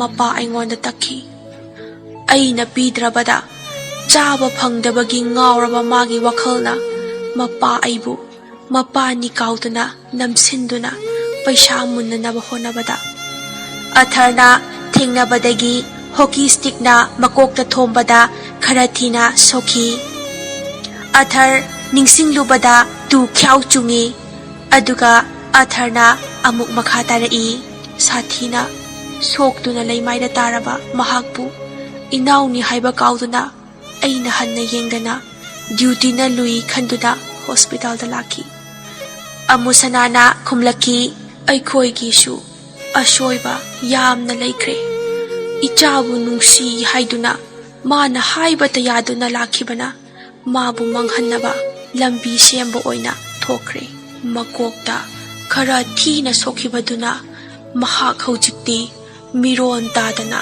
ꯉꯥꯎꯆꯠꯅꯗꯨꯅ ꯂꯩꯔꯤꯕꯅꯤ ꯑꯊꯔꯅ ꯍꯧꯈꯤꯕꯗꯤ ꯍꯧꯈ꯭ꯔꯁꯅꯨ ꯕꯕꯥ ꯑꯩꯅ ꯏꯅꯥꯎꯕꯨ ꯁꯣꯏꯗꯅ ꯐꯅꯕ ꯂꯥꯌꯦꯡꯕꯤꯒꯅꯤ ꯑꯩꯒꯤ ꯁꯦꯅꯤꯌꯔ ꯗꯣꯛꯇꯔꯁꯤꯡꯒꯁꯨ ꯇꯥꯟꯅꯔꯕꯅꯤ ꯃꯍꯥꯛꯄꯨ ꯃꯄꯥꯟꯗ ꯄꯨꯗꯨꯅ ꯁꯣꯏꯗꯅ ꯂꯥꯌꯦꯡꯕꯤꯒꯅꯤ ꯍꯧꯖꯤꯛꯇꯤ ꯃꯍꯥꯛꯄꯨ ꯂꯥꯌꯦꯡꯕꯤꯔꯒꯦ ꯍꯥꯏꯅ ꯈꯜꯂꯤ ꯑꯃꯨꯁꯅꯥꯅ ꯍꯣꯏ ꯐꯔꯦ ꯐꯔꯦ ꯅꯪꯁꯨ ꯅꯊꯧ ꯆꯠꯅꯅꯕ ꯇꯧꯖꯔꯣ ꯕꯕꯥ ꯅꯅꯥꯎꯒꯤ ꯀꯥꯗ ꯆꯪꯗꯨꯅ ꯃꯍꯥꯛꯄꯨ ꯌꯦꯡꯁꯤꯟꯕꯤꯔꯨꯈꯤꯒꯦꯀꯣ ꯑꯌꯨꯛꯀꯤ ꯄꯨꯡ 12 ꯇꯥꯕ ꯑꯗꯨꯋꯥꯏꯗ ꯂꯩꯁꯅꯥꯅ ꯍꯥꯏꯅꯈꯤꯕ ꯂꯩꯀꯣꯜ ꯑꯗꯨ ꯇꯝꯅ ꯂꯥꯛꯇꯨꯅ ꯗꯣꯛꯇꯔ ꯑꯊꯔꯕꯨ ꯉꯥꯏꯖꯈꯤ ꯗꯣꯛꯇꯔ ꯑꯊꯔꯁꯨ ꯏꯀꯥꯟ ꯀꯥꯟꯅꯗꯅ ꯂꯩꯀꯣꯜ ꯑꯗꯨꯒꯤ ꯒꯦꯠ ꯇꯝꯅ ꯆꯪꯂꯛꯏ ꯂꯩꯁꯅꯥꯅ ꯗꯣꯛꯇꯔ ꯁꯣꯝꯗ ꯂꯦꯡꯁꯤꯟꯕꯤꯔꯛꯑꯣ ꯑꯊꯔ ꯆꯪꯁꯤꯟꯗꯨꯅ ꯐꯝꯃꯤ ꯆꯧꯀ꯭ꯔꯤꯗꯨꯗ ꯂꯩꯁꯅꯥꯅ ꯗꯣꯛꯇꯔ ꯑꯩ ꯗꯣꯛꯇꯔꯗ ꯑꯊꯔꯅ ꯍꯥꯏꯌꯨ ꯂꯩꯁꯅꯥ ꯅꯪꯒꯤ ꯑꯄꯥꯝꯕ ꯂꯩꯁꯅꯥꯅ ꯑꯍꯜꯁꯤꯡꯅ ꯁꯤꯜꯂꯤꯕ ꯂꯨꯍꯣꯡꯕꯁꯦ ꯗꯣꯛꯇꯔꯒꯤ ꯑꯊꯔꯅ ꯃꯗꯨꯗ ꯑꯩꯒꯤꯁꯨ ꯑꯄꯥꯝꯕꯅꯤ ꯑꯩꯅ ꯅꯪꯕꯨ ꯊꯃꯣꯏ ꯁꯦꯡꯅ ꯅꯨꯡꯁꯤꯖꯈꯤꯕꯅꯤ ꯂꯩꯁꯅꯥꯅ ꯍꯥꯏꯕꯤꯔꯤꯕꯁꯤꯕꯨ ꯗꯣꯛꯇꯔ ꯑꯩꯕꯨ ꯍꯥꯟꯅ ꯎꯕꯤꯈ꯭ꯔꯕ꯭ꯔꯥ ꯑꯊꯔꯅ ꯈꯨꯝꯃꯛꯏ ꯅꯣꯛꯐꯦꯠ ꯇꯧꯔꯗꯨꯅ ꯑꯩ ꯅꯪꯕꯨ ꯍꯥꯟꯅꯗꯒꯤ ꯈꯪꯉꯤ ꯅꯤꯡꯁꯤꯡꯂꯤꯕ꯭ꯔꯥ ꯅꯪ ꯅꯨꯃꯤꯠꯇ ꯁ꯭ꯀꯨꯜꯒꯤ ꯐꯥꯎꯟꯗꯦꯁꯟ ꯗꯦ ꯅꯨꯃꯤꯠꯇ ꯅꯪꯅ ꯋꯦꯜꯀꯝ ꯑꯦꯗ꯭ꯔꯦꯁ ꯄꯤꯈꯤꯗꯅ ꯂꯩꯁꯅꯥꯅ ꯄꯤꯈꯤꯌꯦ ꯗꯣꯛꯇꯔ ꯑꯊꯔꯅ ꯅꯪꯕꯨ ꯑꯍꯥꯟꯕ ꯎꯈꯤꯕ ꯅꯨꯃꯤꯠꯇꯨꯗꯒꯤ ꯑꯩꯗꯤ ꯅꯪꯕꯨ ꯑꯗꯨꯝ ꯈꯟꯗꯨꯅ ꯂꯩꯔꯕꯅꯤ ꯂꯩꯁꯅꯥꯅ ꯗꯣꯛꯇꯔ ꯑꯩꯒꯤꯗꯤ ꯂꯥꯏꯕꯛ ꯌꯥꯝ ꯐꯕꯅꯦ ꯑꯗꯨꯕꯨ ꯍꯧꯖꯤꯛꯇꯤ ꯑꯊꯔꯅ ꯍꯧꯖꯤꯛꯇꯤ ꯀꯩꯗꯧꯔꯕ ꯂꯩꯁꯅꯥ ꯅꯪ ꯂꯨꯍꯣꯡꯕꯁꯦ ꯌꯥꯅꯤꯡꯗ꯭ꯔꯤꯔꯥ ꯂꯩꯁꯅꯥꯅ ꯅꯠꯇꯦ ꯗꯣꯛꯇꯔ ꯑꯩꯅ ꯍꯥꯏꯖꯕꯗꯤ ꯃꯇꯝ ꯈꯔ ꯐꯟꯊꯈꯤꯁꯦ ꯑꯊꯔꯅ ꯅꯪꯒꯤ ꯄ꯭ꯔꯣꯕ꯭ꯂꯦꯝ ꯀꯩ ꯂꯩꯒꯦ ꯑꯩꯉꯣꯟꯗ ꯍꯥꯏꯌꯣ ꯂꯩꯁꯅꯥꯅ ꯗꯣꯛꯇꯔ ꯑꯉꯥꯡꯁꯤꯒꯤ ꯃꯔꯤ ꯃꯈꯣꯡ ꯍꯥꯟꯅ ꯊꯤꯗꯣꯛꯄ ꯄꯥꯝꯕꯤꯗꯕ꯭ꯔꯥ ꯑꯊꯔꯅ ꯑꯩꯒꯤꯗꯤ ꯑꯗꯨꯗ ꯊꯣꯏꯅ ꯀꯩꯝꯇ ꯈꯟꯖꯤꯜꯂꯨꯕ ꯂꯩꯇꯦ ꯂꯩꯁꯅꯥ ꯅꯪꯅꯕꯨ ꯄꯥꯝꯂꯕꯗꯤ ꯏꯆꯥꯃꯛꯅꯤ ꯈꯟꯅ ꯑꯉꯥꯡꯁꯤ ꯌꯣꯛꯄ ꯉꯝꯒꯅꯤ ꯂꯩꯁꯅꯥꯅ ꯑꯗꯨꯗ ꯒꯣꯄꯦꯁꯇꯤ ꯑꯊꯔꯅ ꯒꯣꯄꯦꯁꯅ ꯀꯩꯗꯧꯔꯕ ꯑꯣ ꯃꯥꯒꯤ ꯃꯑꯣꯡꯗꯨꯗ ꯅꯪ ꯍꯩꯅꯗ꯭ꯔꯤꯔꯣ ꯂꯩꯁꯅꯥꯅ ꯅꯠꯇꯦꯗ ꯒꯣꯄꯦꯁꯁꯦ ꯑꯩꯒꯤ ꯌꯥꯝꯅ ꯂꯨꯅ ꯇꯤꯟꯅꯔꯛꯄ ꯃꯔꯨꯞꯅꯤ ꯃꯥꯒꯤ ꯃꯑꯣꯡꯁꯦ ꯑꯩ ꯌꯥꯝ ꯌꯦꯡꯕ ꯅꯨꯡꯉꯥꯏꯇꯦ ꯗꯣꯛꯇꯔ ꯒꯣꯄꯦꯁꯄꯨ ꯍꯥꯟꯅ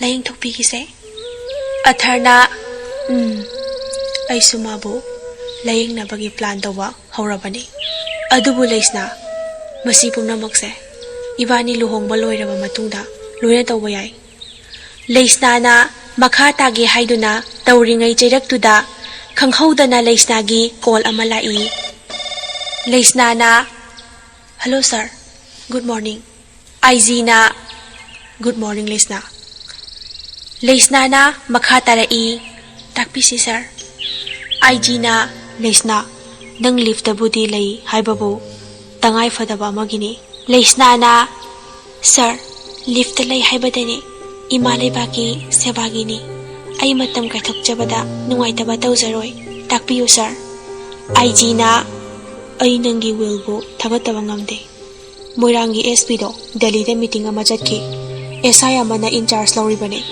ꯉꯔꯥꯡꯒꯤ ꯊꯧꯗꯣꯛꯇꯣ ꯅꯪꯁꯨ ꯇꯥꯔꯝꯂꯅꯤ ꯂꯩꯁꯅꯥꯅ ꯍꯣꯏ ꯁꯔ ꯑꯩ ꯇꯥꯖꯔꯦ ꯑꯥꯏꯖꯤꯅ ꯃꯈꯥ ꯇꯥꯔꯛꯇꯨꯅ ꯅꯪ ꯉꯥꯏꯍꯥꯛ ꯆꯠꯂꯨꯔꯒ ꯋꯥꯔꯤ ꯋꯥꯈꯣꯡꯗꯣ ꯁꯦꯡꯅ ꯈꯪꯗꯣꯛꯅꯕ ꯍꯥꯏꯒꯦ ꯇꯧꯕꯅꯤ ꯍꯥꯏꯅ ꯃꯈꯥ ꯇꯥꯔꯛꯏ ꯂꯩꯁꯅꯥꯅ ꯍꯣꯏ ꯁꯔ ꯑꯩ ꯍꯧꯖꯤꯛꯃꯛ ꯆꯠꯅꯕ ꯇꯧꯔꯒꯦ ꯍꯥꯏꯗꯨꯅ ꯐꯣꯟ ꯊꯝꯅꯔꯦ ꯉꯁꯥꯏ ꯃꯈꯩ ꯗꯣꯛꯇꯔ ꯑꯊꯔꯁꯨ ꯋꯥꯔꯤꯗꯨ ꯇꯥꯔꯤ ꯑꯗꯨꯒ ꯁꯣꯟꯊꯥꯡꯅꯕ ꯈꯣꯟꯖꯦꯜꯅ ꯂꯩꯁꯅꯥ ꯂꯥꯛꯑꯣ ꯑꯩ ꯊꯤꯟꯕꯤꯔꯝꯃꯒꯦ ꯍꯥꯏꯅ ꯍꯥꯏꯔꯛꯏ ꯂꯩꯁꯅꯥꯅ ꯗꯣꯛꯇꯔ ꯋꯥꯔꯧꯕꯤꯕ ꯌꯥꯗꯦꯀꯣ ꯑꯊꯨꯕ ꯀꯦꯁ ꯑꯃ ꯂꯥꯛꯄꯒꯤꯅꯤ ꯑꯊꯔꯅ ꯑꯩ ꯀꯩꯁꯨ ꯈꯟꯗꯦꯗ ꯀꯣꯟꯅ ꯑꯃꯨꯛ ꯎꯅꯔꯁꯦ ꯍꯥꯏꯔꯒ ꯂꯩꯁꯅꯥꯕꯨ ꯃꯥꯅ ꯗ꯭ꯔꯣꯞ ꯇꯧꯕꯤꯔꯝꯃꯤ ꯂꯩꯁꯅꯥ ꯈꯣꯡꯀꯥꯞ 10-20 ꯆꯠꯂꯒ ꯄꯨꯂꯤꯁ ꯁ꯭ꯇꯦꯁꯟꯗꯨꯒꯤ ꯒꯦꯠ ꯇꯝꯅ ꯆꯪꯁꯤꯜꯂꯛꯏ ꯒꯦꯠꯀꯤ ꯁꯦꯟꯇ꯭ꯔꯤ ꯑꯃꯅ ꯍꯦ ꯀꯅꯥꯅꯣ ꯀꯩꯗꯧꯕ ꯂꯥꯛꯄꯅꯣ ꯑꯇꯣꯞꯄ ꯁꯦꯟꯇ꯭ꯔꯤ ꯑꯃꯅ ꯑꯃꯨꯛ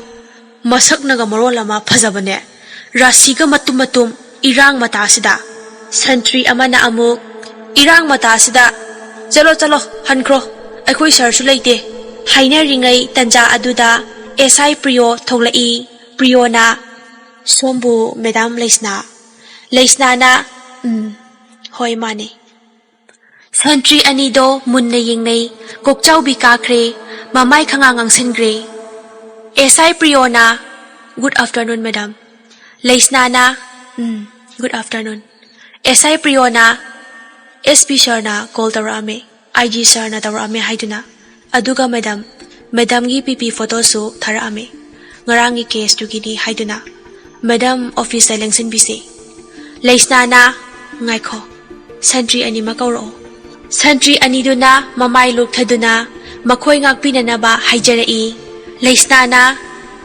esai priyo makhoi ani mak numit tare ni kg train thoigi nambodo pohalaga nongmada pung ani chelhangadabani atainasu kari maramgi no haibadu khangjanaba esai priyona fani madam leisna mang thaduna office lomda changkhre esai priyona khongkap ama ani leida horaga sentry ani duda haibaga nanghaude nakhoi sidi madam se khara strict oibani mathangdadi discipline khara ngakna chalo leisna priyo bu kawrai esai priyona khonglei thuna thangjinki esai priyona kana lei madam gi haimahi ama semlo leisna yare esai priyo ai cha saraktri cha asaba ama oina thakse ꯆꯥꯅꯕꯁꯨ ꯌꯥꯎꯔꯛꯑꯣ ꯃꯌꯥꯝꯒꯤꯁꯨ ꯌꯥꯎꯅ ꯄꯩꯁꯥꯁꯤꯗ ꯂꯩꯔꯦ SI ꯄ꯭ꯔꯤꯌꯣꯅ ꯌꯥꯅꯤ madam ꯄꯩꯁꯥꯁꯤ ꯍꯥꯞꯆꯤꯟꯕꯤꯔꯣ ꯑꯗꯨ ꯍꯥꯏꯔꯒ file ꯑꯗꯨ ꯂꯩꯁꯅꯥꯗ ꯁꯤꯟꯅꯔꯝꯃꯤ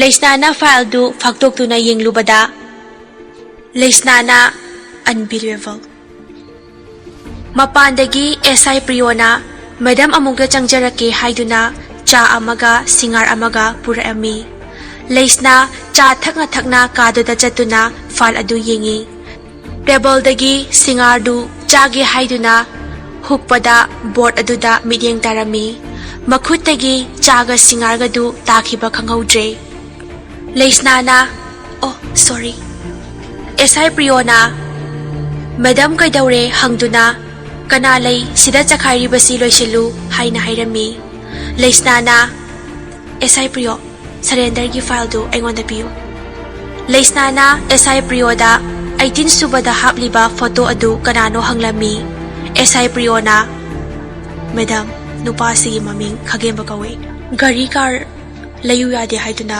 ꯃꯄꯥ ꯈꯠꯅꯕꯗꯒꯤ ꯃꯤꯔꯣꯠ ꯑꯣꯏꯈꯤꯕꯅꯤ ꯃꯄꯥꯅ ꯀꯟꯅ ꯍꯥꯏꯕꯗꯒꯤ ꯃꯍꯥꯛ ꯂꯥꯜꯍꯧꯂꯨꯞꯇꯒꯤ ꯂꯧꯊꯣꯛꯑꯒ ꯁꯔꯦꯟꯗꯔ ꯑꯣꯏꯅ ꯂꯩꯈꯤꯕꯅꯤ ꯃꯁꯤ ꯏꯀꯨꯏ ꯀꯨꯏꯗ꯭ꯔꯤ ꯍꯧꯖꯤꯛ ꯃꯍꯥꯛ ꯋꯥꯈꯜꯁꯨ ꯇꯥꯗ꯭ꯔꯦ ꯍꯥꯏꯒꯨꯝ ꯇꯧꯏ ꯃꯊꯛꯂꯣꯝꯗꯒꯤꯅꯤ ꯑꯩꯈꯣꯏꯒꯤ ꯑꯅꯛꯄ ꯆꯤꯡꯌꯥꯁꯤꯗꯒꯤ ꯂꯧꯊꯣꯛꯄ ꯑꯣꯏꯈꯤꯕꯒꯤ ꯀꯦꯁ ꯑꯗꯨ ꯑꯩꯈꯣꯏꯒꯤ ꯄꯨꯂꯤꯁ ꯁ꯭ꯇꯦꯁꯟꯁꯤꯗ ꯄꯥꯜꯂꯝꯕꯅꯤ ꯂꯩꯁꯅꯥꯅ SI ꯄ꯭ꯔꯤꯌꯣ ꯏꯁꯤꯡ ꯒ꯭ꯂꯥꯁ ꯑꯃꯈꯛꯇ ꯄꯨꯕꯤꯔꯛꯎ ꯄ꯭ꯔꯤꯌꯣ ꯏꯁꯤꯡ ꯂꯧꯕ ꯊꯣꯛꯈꯤ ꯂꯩꯁꯅꯥꯅ ꯐꯥꯏꯜ ꯑꯗꯨꯒꯤ ꯗꯤꯇꯦꯜꯁꯇꯨ ꯄꯥꯔꯝꯃꯤ SI ꯄ꯭ꯔꯤꯌꯣ ꯏꯁꯤꯡ ꯄꯨꯔꯛꯇꯨꯅ ꯂꯩꯁꯅꯥꯗ ꯄꯤꯔꯦ ꯂꯩꯁꯅꯥ ꯏꯁꯤꯡ ꯊꯛꯇꯨꯅ ꯍꯥꯏꯔꯛꯏ SI ꯄ꯭ꯔꯤꯌꯣ ꯑꯩ ꯀꯣꯛꯁꯦ ꯈꯔ ꯉꯥꯎꯔꯦ ꯅꯝꯕꯔ ꯑꯁꯦ ꯃꯦꯁꯦꯖ ꯑꯣꯏꯅ ꯊꯥꯕꯤꯔꯛꯑꯣ ꯑꯩ ꯆꯠꯂꯒꯦ SI ꯄ꯭ꯔꯤꯌꯣꯅ ꯃꯦꯗꯥꯝ ꯑꯩꯈꯣꯏ ꯗ꯭ꯔꯣꯞ ꯇꯧꯖꯒꯦ ꯂꯩꯁꯅꯥꯅ ꯌꯥꯅꯤ ꯑꯩ ꯑꯣꯇꯣꯗ ꯑꯗꯨꯝ ꯆꯠꯈ꯭ꯔꯒꯦ SI ꯄ꯭ꯔꯤꯌꯣ ꯑꯣꯇꯣ ꯑꯃ ꯐꯥꯗꯨꯅ ꯂꯩꯁꯅꯥ ꯑꯣꯇꯣꯗꯨꯗ ꯍꯜꯂꯛꯑꯝꯃꯤ ꯂꯩꯁꯅꯥ ꯑꯣꯇꯣ ꯇꯣꯡꯅ ꯇꯣꯡꯅ ꯋꯥꯈꯜ ꯃꯐꯥꯡ ꯈꯜꯂꯤ ꯂꯩꯁꯅꯥꯅ ꯉꯁꯥꯏꯒꯤ ꯑꯩꯒꯤ ꯃꯤꯠꯅ ꯎꯈꯤꯕ ꯁꯛꯇꯝ ꯑꯗꯨꯕꯨ ꯑꯩꯒꯤ ꯃꯤꯠꯅ ꯂꯥꯟꯅ ꯎꯕ ꯍꯥꯏꯕꯗꯨꯔꯥ ꯒꯣꯄꯦꯁꯅ ꯃꯇꯧ ꯀꯔꯝꯅ ꯂꯝꯕꯤꯗꯨꯗ ꯆꯪꯂꯨꯔꯤꯕ ꯅꯠꯇꯦ ꯃꯁꯤ ꯑꯣꯏꯕ ꯌꯥꯔꯣꯏ ꯃꯁꯛ ꯃꯥꯟꯅꯕ ꯁꯣꯏꯗꯅ ꯑꯣꯏꯒꯅꯤ ꯂꯩꯁꯅꯥ ꯒꯣꯄꯦꯁꯅ ꯅꯣꯡꯃ ꯍꯥꯏꯈꯤꯕ ꯋꯥꯍꯩ ꯑꯃ ꯈꯪꯅꯤꯡ ꯅꯤꯡꯁꯤꯡꯂꯛꯏ ꯒꯣꯄꯦꯁꯅ ꯂꯩꯁꯅꯥ ꯅꯪ ꯑꯩꯕꯨ ꯀꯌꯥꯝ ꯅꯨꯡꯁꯤꯒꯦ ꯂꯩꯁꯅꯥꯅ ꯅꯨꯡꯁꯤꯗꯦ ꯅꯪꯕꯨ ꯀꯩꯗꯧꯕꯒꯤ ꯅꯨꯡꯁꯤꯗꯣꯏꯕ ꯅꯪꯗꯤ ꯑꯩꯅ ꯍꯥꯏꯕꯁꯨ ꯀꯩꯁꯨꯝ ꯌꯥꯕꯤꯗꯦ ꯒꯣꯄꯦꯁꯅ ꯑꯃꯨꯛ ꯈꯨꯝꯃꯛꯏ ꯑꯩꯅ ꯀꯌꯥꯗ꯭ꯔꯤꯅꯣ ꯂꯩꯁꯅꯥꯅ ꯅꯪꯗꯤ ꯇꯨꯡꯒꯤ ꯐꯤꯔꯦꯞ ꯑꯃꯠꯇꯁꯨ ꯂꯦꯞꯇꯦ ꯑꯦꯝ ꯏꯟ ꯂꯥꯏꯐ ꯂꯩꯇꯕ ꯃꯤꯁꯦ ꯑꯩꯗꯤ ꯌꯥꯝ ꯍꯩꯅꯗꯦ ꯅꯪꯅ ꯑꯩꯒꯤꯗꯃꯛꯇ ꯇꯨꯡꯗ ꯀꯩꯁꯨ ꯂꯦꯞꯄꯤꯕ ꯉꯝꯗꯧ ꯃꯥꯟꯗꯦ ꯒꯣꯄꯦꯁꯅ ꯅꯣꯛꯇꯨꯅ ꯈꯨꯝꯃꯛꯏ ꯅꯪꯅꯗꯤ ꯑꯩꯒꯤꯗꯃꯛꯇ ꯂꯦꯞꯄꯤꯕ ꯉꯝꯗꯣꯏ ꯅꯠꯇ꯭ꯔꯣ ꯂꯩꯁꯅꯥꯅ ꯑꯩꯗꯤ ꯑꯆꯨꯝꯕꯒꯤꯗꯃꯛꯇ ꯂꯦꯞꯀꯅꯤ ꯅꯪꯒꯤꯗꯃꯛ ꯂꯦꯞꯄꯣꯏꯌꯦ ꯒꯣꯄꯦꯁꯅ ꯑꯃꯨꯛ ꯍꯥꯏꯔꯛꯏ ꯑꯗꯨꯗꯤ ꯅꯪ ꯑꯩꯕꯨ ꯀꯩꯝ ꯅꯨꯡꯁꯤꯗ꯭ꯔꯦ ꯍꯥꯏꯔꯣ ꯂꯩꯁꯅꯥꯅ ꯅꯨꯡꯁꯤꯗꯦ ꯑꯩꯗꯤ ꯁꯤꯚꯤꯜ ꯁꯔꯚꯤꯁꯀꯤ ꯑꯦꯛꯖꯥꯝ ꯊꯥꯗꯣꯏꯅꯦ ꯑꯗꯨꯒ ꯒꯣꯄꯦꯁꯅ ꯑꯗꯨꯒ ꯀꯩꯗꯧꯔꯕ ꯃꯤꯗꯤ ꯂꯥꯏꯔꯤꯛ ꯍꯩꯕꯅꯤꯅ ꯑꯦꯝꯒ ꯌꯥꯝ ꯆꯥꯎꯔꯝꯒꯅꯤ ꯂꯩꯁꯅꯥꯅ ꯃꯤꯕꯨ ꯌꯥꯝꯅ ꯀꯔꯦꯝꯅꯅꯨꯀꯣ ꯑꯗꯨꯔꯣ ꯑꯩꯗꯤꯅꯦ ꯄꯨꯂꯤꯁ ꯑꯣꯐꯤꯁꯔ ꯁꯥꯊꯤꯕ ꯑꯃ ꯑꯣꯏꯗꯣꯏꯅꯦ ꯑꯗꯨꯒꯅꯦ ꯅꯈꯣꯏꯒꯨꯝꯕꯁꯦ ꯐꯥꯔꯒ ꯂꯣꯀꯞꯇ ꯅꯝꯁꯤꯟꯗꯣꯏꯕ ꯒꯣꯄꯦꯁꯅ ꯑꯗꯨꯗꯤ ꯑꯩ ꯃꯤꯔꯣꯠ ꯑꯣꯏꯔꯒ ꯅꯪꯅ ꯑꯃꯨꯛꯇ ꯐꯥꯍꯟꯁꯤꯔ ꯈꯪꯗꯦ ꯅꯪ ꯉꯝꯒꯗ꯭ꯔꯣ ꯑꯩꯕꯨ ꯐꯥꯗꯨꯅ ꯊꯝꯕ ꯂꯩꯁꯅꯥ ꯈꯪꯍꯧꯗꯅ ꯃꯃꯤꯠꯇꯒꯤ ꯃꯄꯤ ꯁꯤꯟꯊꯔꯛꯏ ꯑꯗꯨꯒ ꯒꯣꯄꯦꯁꯄꯨ ꯅꯨꯡꯁꯤꯅ ꯌꯦꯡꯗꯨꯅ ꯇꯞꯅ ꯍꯥꯏꯔꯛꯏ ꯐꯥꯒꯤꯕꯨ ꯑꯗꯨꯃꯥꯏꯅ ꯇꯧꯕ꯭ꯔꯣ ꯑꯩꯗꯤ ꯅꯪꯕꯨ ꯐꯥꯒꯗꯕ ꯅꯠꯇꯦ ꯅꯪꯕꯨ ꯀꯟꯗꯣꯏꯅꯦ ꯉꯥꯎꯁꯤꯟꯅꯔꯒ ꯀꯩ ꯀꯥꯟꯅꯗꯣꯏꯅꯣ ꯅꯈꯣꯏꯗꯤ ꯏꯅꯥꯛ ꯈꯨꯟꯕ ꯃꯆꯥꯅꯤꯅ ꯄꯨꯟꯁꯤꯕꯨ ꯀꯩꯁꯨ ꯂꯩꯇꯅ ꯈꯜꯂꯕ꯭ꯔꯣ ꯒꯣꯄꯦꯁꯅ ꯍꯣꯏ ꯐꯔꯦꯁꯦ ꯑꯗꯣ ꯑꯩꯕꯨ ꯅꯨꯡꯁꯤ ꯑꯝꯇ ꯍꯥꯏꯌꯣꯕ ꯁꯦ ꯑꯗꯨ ꯑꯣꯏꯔꯗꯤ ꯑꯩꯁꯨ ꯅꯪꯅ ꯍꯥꯏꯕ ꯂꯣꯏꯅ ꯏꯟꯒꯦꯕ ꯂꯩꯁꯅꯥꯅ ꯑꯃꯨꯛ ꯈꯨꯝꯃꯛꯏ ꯅꯪꯒꯤꯁꯦ ꯑꯩꯕꯨ ꯕ꯭ꯂꯦꯛꯃꯦꯜ ꯇꯧꯔꯤꯔꯣ ꯑꯩꯗꯤ ꯁꯨꯡꯍꯥꯏ ꯍꯥꯏꯔꯣꯏ ꯅꯨꯡꯁꯤꯗꯤꯌꯦ ꯁꯨꯡꯅꯨꯡ ꯅꯨꯡꯁꯤꯗꯤꯌꯦ ꯑꯣꯇꯣꯒꯤ ꯍꯣꯔꯣꯟ ꯃꯈꯣꯟꯗꯨꯗ ꯂꯩꯁꯅꯥ ꯒ꯭ꯌꯥꯟ ꯇꯥꯔꯛꯏ꯫ ꯉꯥꯏꯍꯥꯛ ꯑꯣꯇꯣ ꯃꯅꯨꯡꯗꯨꯗ ꯉꯁꯥꯏꯒꯤ ꯀꯦꯁꯇꯨꯒꯤ ꯃꯇꯥꯡ ꯑꯃꯨꯛ ꯅꯤꯡꯁꯤꯡꯂꯛꯏ꯫ ꯇ꯭ꯋꯤꯟꯁꯅꯤꯅ ꯃꯁꯛꯁꯨ ꯆꯞ ꯃꯥꯟꯅꯕ, ꯀꯦꯁꯅ ꯑꯃꯗ ꯄꯥꯜꯂꯒ ꯑꯃꯗ ꯑꯦꯟꯀ꯭ꯋꯥꯏꯔꯤ ꯆꯠꯊꯕ, ꯇꯥꯡꯅ ꯌꯥꯎꯕ ꯀꯦꯁꯅꯤ꯫ ꯂꯩꯁꯅꯥ ꯁꯣꯔ ꯁꯥꯡꯅ ꯍꯣꯟꯗꯣꯛꯏ꯫ ꯇꯟꯖꯥꯗꯨꯗ ꯌꯨꯝ ꯌꯧꯁꯤꯜꯂꯛꯇꯨꯅ ꯂꯩꯁꯅꯥ ꯑꯣꯇꯣꯗꯒꯤ ꯀꯨꯝꯊꯔꯛꯏ꯫ ꯑꯣꯇꯣ ꯗ꯭ꯔꯥꯏꯚꯔꯗꯨꯗ ꯚꯔꯥ ꯄꯤꯔꯗꯨꯅ ꯊꯣꯡꯒꯥꯜꯂꯣꯝꯗ ꯆꯪꯂꯛꯏ꯫ ꯃꯃꯥ ꯊꯔꯣꯅ ꯂꯩꯁꯅꯥ ꯆꯪꯂꯛꯄ ꯎꯕꯗꯨꯗ ꯑꯉꯥꯡ ꯃꯆꯥ ꯔꯤꯁꯤꯗꯨꯗ ꯊꯔꯣꯅ ꯍꯥꯏꯔꯛꯏ, "ꯏꯕꯨꯡꯉꯣ, ꯅꯅꯦ ꯍꯜꯂꯛꯑꯦ ꯇꯨ." ꯃꯥꯡꯒꯣꯟꯗ ꯁꯥꯟꯅꯗꯨꯅ ꯂꯩꯔꯝꯕ ꯑꯉꯥꯡꯗꯨ ꯃꯈꯨꯠ ꯁꯝꯂꯗꯨꯅ ꯂꯩꯁꯅꯥꯒꯤ ꯃꯅꯥꯛꯇ ꯆꯪꯁꯤꯜꯂꯛꯏ꯫ ꯅꯨꯡꯁꯤꯔꯕ ꯃꯆꯥꯒꯤ ꯁꯛꯇꯝꯗꯣ ꯎꯕꯗ ꯂꯩꯁꯅꯥ ꯑꯋꯥꯕ ꯄꯨꯝꯕ ꯂꯣꯏꯅ ꯀꯥꯎꯖꯩ꯫ ꯃꯆꯥꯕꯨ ꯅꯨꯡꯁꯤꯅ ꯄꯥꯝꯕꯤꯔꯗꯨꯅ ꯕꯦꯒꯇꯒꯤ ꯑꯆꯥꯄꯣꯠ ꯂꯧꯊꯣꯛꯇꯨꯅ, "ꯔꯤꯁꯤ, ꯁꯦ, ꯅꯪꯒꯤ ꯑꯆꯥꯄꯣꯠꯅꯦ." ꯅꯨꯃꯤꯗꯥꯡꯒꯤ ꯆꯥꯛ ꯆꯥꯔꯕ ꯃꯇꯨꯡ ꯃꯆꯥ ꯔꯤꯁꯤꯕꯨ ꯇꯨꯝꯍꯜꯂꯒ ꯀꯦꯁꯇꯨꯒꯤ ꯃꯇꯥꯡꯗ ꯂꯩꯁꯅꯥ ꯋꯥꯈꯜ ꯈꯟꯅ ꯈꯟꯅ ꯀꯔꯤꯒꯨꯝꯕ ꯈꯔ ꯏꯔꯤ꯫ ꯇꯟꯖꯥꯗꯨꯗ ꯂꯩꯁꯅꯥꯒꯤ ꯀꯣꯜ ꯑꯃ ꯂꯥꯛꯏ꯫ ꯌꯦꯡꯂꯨꯕꯗ ꯁꯤꯁꯇꯔ ꯔꯦꯁꯃꯥ ꯑꯣꯏꯔꯝꯃꯤ꯫ ꯐꯣꯟꯗꯨ ꯄꯥꯏꯈꯠꯂꯤ ꯂꯩꯁꯅꯥꯅ, "ꯍꯦꯜꯂꯣ, ꯏꯆꯦ." ꯔꯦꯁꯃꯥꯅ ꯑꯃꯨꯛ ꯈꯨꯝꯃꯛꯏ, "ꯍꯜꯂꯣ ꯂꯩꯁꯅꯥ, ꯀꯝꯗꯧꯔꯤ, ꯅꯨꯡꯉꯥꯏꯔꯤꯕ꯭ꯔꯥ?" ꯂꯩꯁꯅꯥꯅ, "ꯍꯣꯏ, ꯅꯨꯡꯉꯥꯏꯔꯤ ꯏꯆꯦ. ꯏꯆꯦꯗꯤ ꯀꯝꯗꯧꯔꯤ? ꯄꯥꯎ ꯐꯥꯎꯅꯈꯤꯗꯕ ꯀꯨꯏꯔꯦꯀꯣ." ꯔꯦꯁꯃꯥ ꯑꯃꯨꯛ ꯃꯈꯥ ꯇꯥꯔꯛꯏ꯫ ꯑꯉꯥꯡꯗꯨꯒꯤ ꯃꯔꯝꯗꯁꯨ ꯍꯪꯂꯛꯏ꯫ ꯔꯦꯁꯃꯥꯅ, "ꯂꯩꯁꯅꯥ, ꯑꯉꯥꯡꯗꯣ ꯃꯄꯥꯗ ꯁꯤꯟꯅꯈ꯭ꯔꯕꯣ?" ꯂꯩꯁꯅꯥꯅ, "ꯏꯆꯦ, ꯑꯩꯒꯤ ꯄꯨꯟꯁꯤꯁꯦ ꯈꯟꯕꯅ ꯑꯃ, ꯇꯝꯕꯅ ꯑꯃ ꯍꯥꯏꯕꯗꯣ ꯇꯥꯔꯦ." ꯔꯦꯁꯃꯥꯅ ꯌꯥꯝꯅ ꯉꯛꯅ, "ꯀꯩꯗꯧꯔꯦ ꯂꯩꯁꯅꯥ? ꯃꯥꯅ ꯅꯪꯕꯨ ꯑꯦꯛꯁꯦꯞ ꯇꯧꯕꯤꯗ꯭ꯔꯕ꯭ꯔꯣ?" ꯂꯩꯁꯅꯥꯅ, "ꯏꯆꯦ, ꯑꯩ ꯃꯥꯒ ꯊꯦꯡꯅꯗ꯭ꯔꯦ. ꯃꯥꯕꯨ ꯑꯗꯨꯝ ꯊꯤꯕ ꯐꯪꯈꯤꯗ꯭ꯔꯦ." ꯇꯟꯖꯥ ꯑꯁꯤꯗ ꯗꯣꯛꯇꯔ ꯑꯊꯔꯒꯤ ꯀꯣꯜ ꯋꯦꯇꯤꯡ ꯆꯪꯂꯛꯏ꯫ ꯔꯦꯁꯃꯥꯅ ꯃꯈꯥ ꯇꯥꯔꯛꯀꯦ ꯇꯧꯕꯗꯨ ꯂꯩꯁꯅꯥꯅ ꯊꯠꯇꯨꯅ ꯑꯣꯐꯤꯁꯇꯒꯤ ꯀꯣꯜ ꯑꯃ ꯂꯥꯛꯏ ꯍꯥꯏꯗꯨꯅ ꯔꯦꯁꯃꯥꯕꯨ ꯐꯣꯟ ꯊꯝꯍꯟꯈ꯭ꯔꯦ꯫ ꯂꯩꯁꯅꯥ ꯑꯊꯔꯗ ꯀꯣꯜ ꯕꯦꯛ ꯇꯧꯏ꯫ ꯑꯊꯔꯅ, "ꯍꯜꯂꯣ ꯂꯩꯁꯅꯥ, ꯅꯪ ꯐꯔꯛ ꯇꯥꯔꯒꯗꯤ ꯀꯣꯟꯅ ꯁꯥꯟꯅꯔꯁꯦ." ꯂꯩꯁꯅꯥꯅ, "ꯌꯥꯅꯤ ꯗꯣꯛꯇꯔ, ꯑꯗꯨꯝ ꯍꯥꯏꯕꯤꯔꯛꯑꯣ. ꯑꯩ ꯉꯁꯥꯏꯒꯤ ꯀꯦꯁꯇꯣ ꯄꯥꯏꯔꯝꯕꯅꯦ." ꯑꯊꯔꯅ, "ꯐꯔꯦ, ꯑꯗꯨꯗꯤ ꯅꯪꯒꯤꯗꯣ ꯂꯣꯏꯁꯤꯟꯖꯔꯣ. Good night." ꯑꯊꯔ ꯂꯩꯁꯅꯥꯕꯨ ꯍꯌꯦꯡ ꯎꯅꯁꯤ ꯍꯥꯏꯒꯦ ꯈꯟꯗꯨꯅ ꯀꯣꯜ ꯇꯧꯕꯅꯤ, ꯑꯗꯨꯕꯨ ꯍꯌꯦꯡ ꯂꯩꯀꯣꯜꯗꯨꯗ ꯌꯧꯔꯒ ꯁꯔꯄ꯭ꯔꯥꯏꯖ ꯄꯤꯔꯒꯦ ꯈꯟꯗꯨꯅ ꯍꯥꯏꯗꯣꯛꯈꯤꯗ꯭ꯔꯦ꯫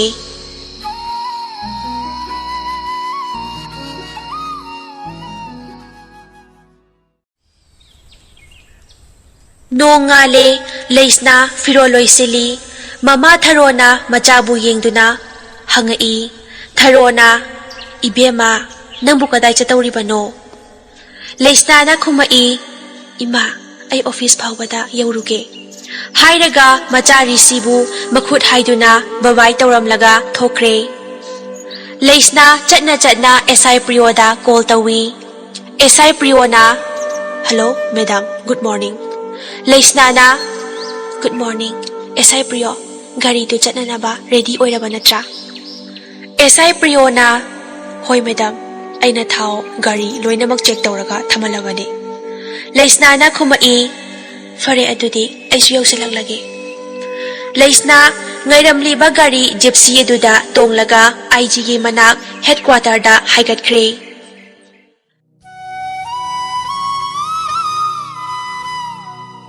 ꯑꯁꯣꯝꯗꯅ ꯗꯣꯛꯇꯔ ꯑꯊꯔ ꯉꯔꯥꯡ ꯎꯅꯈꯤꯕ ꯂꯩꯀꯣꯜꯗꯨ ꯇꯝꯅ ꯂꯩꯁꯅꯥꯕꯨ ꯎꯅꯕ ꯍꯥꯏꯊꯔꯛꯏ꯫ ꯂꯝꯕꯤꯗ ꯏꯁꯤꯡ ꯑꯃꯗꯤ ꯑꯆꯥ ꯑꯊꯛ ꯂꯩꯒꯦ ꯍꯥꯏꯗꯨꯅ ꯒꯥꯔꯤ ꯈꯥꯝꯃꯤ꯫ ꯑꯊꯔ ꯒꯥꯔꯤꯗꯒꯤ ꯀꯨꯝꯊꯔꯛꯇꯨꯅ ꯗꯨꯀꯥꯟ ꯑꯃꯗ ꯆꯪꯉꯤ꯫ ꯅꯥꯀꯟꯗ ꯃꯧ ꯅꯍꯥ ꯑꯃꯒꯤ ꯄꯣꯠꯇꯨ ꯈꯥꯎ ꯇꯠꯇꯨꯅ ꯍꯩꯗꯣꯛꯄꯗꯨ ꯎꯔꯦ꯫ ꯗꯣꯛꯇꯔ ꯑꯊꯔꯅ ꯅꯨꯄꯤ ꯑꯗꯨꯒꯤ ꯄꯣꯠꯆꯩꯗꯨ ꯈꯨꯟꯕꯤꯗꯨꯅ ꯃꯧ ꯅꯍꯥ ꯑꯗꯨꯗ ꯄꯤꯕꯤꯔꯝꯃꯤ꯫ ꯃꯧ ꯅꯨꯄꯤ ꯑꯗꯨꯅ ꯃꯥꯒꯤ ꯃꯇꯦꯡ ꯄꯥꯡꯕꯤꯕꯒꯤ ꯊꯥꯒꯠ ꯋꯥꯍꯩ ꯍꯥꯏꯔꯗꯨꯅ ꯑꯊꯔ ꯃꯕꯥꯅꯤ ꯅꯣꯛꯃꯤꯟꯅꯔꯝꯃꯤ꯫ ꯇꯟꯖꯥ ꯑꯗꯨꯗ ꯂꯩꯁꯅꯥ ꯃꯥꯒꯤ ꯁꯥꯏꯠ ꯒ꯭ꯂꯥꯁ ꯑꯗꯨꯗꯒꯤ ꯗꯣꯛꯇꯔ ꯑꯊꯔꯅ ꯅꯨꯄꯤ ꯑꯃꯒ ꯅꯣꯛꯃꯤꯟꯅꯗꯨꯅ ꯂꯩꯕꯗꯨ ꯎꯔꯦ꯫ ꯂꯩꯁꯅꯥ ꯊꯥꯖꯗꯅ ꯃꯃꯤꯠ ꯀꯨꯞꯇꯅ ꯌꯦꯡꯂꯒ ꯂꯩ, ꯑꯗꯨꯒ ꯄꯨꯛꯅꯤꯡꯗ ꯈꯜꯂꯤ, "ꯁꯤꯕꯨ ꯗꯣꯛꯇꯔ ꯑꯊꯔ ꯅꯠꯇ꯭ꯔꯅꯦ?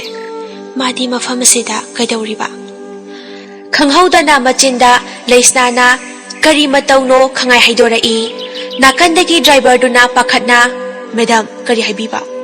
ꯂꯩꯁꯅꯥꯅ ꯈꯨꯝꯃꯛꯏ, "ꯅꯪꯉꯣꯟꯗ ꯅꯠꯇꯦ, ꯃꯥꯡꯗ ꯌꯦꯡꯂꯒ ꯒꯥꯔꯤꯗꯣ ꯑꯗꯨꯝ ꯊꯧ."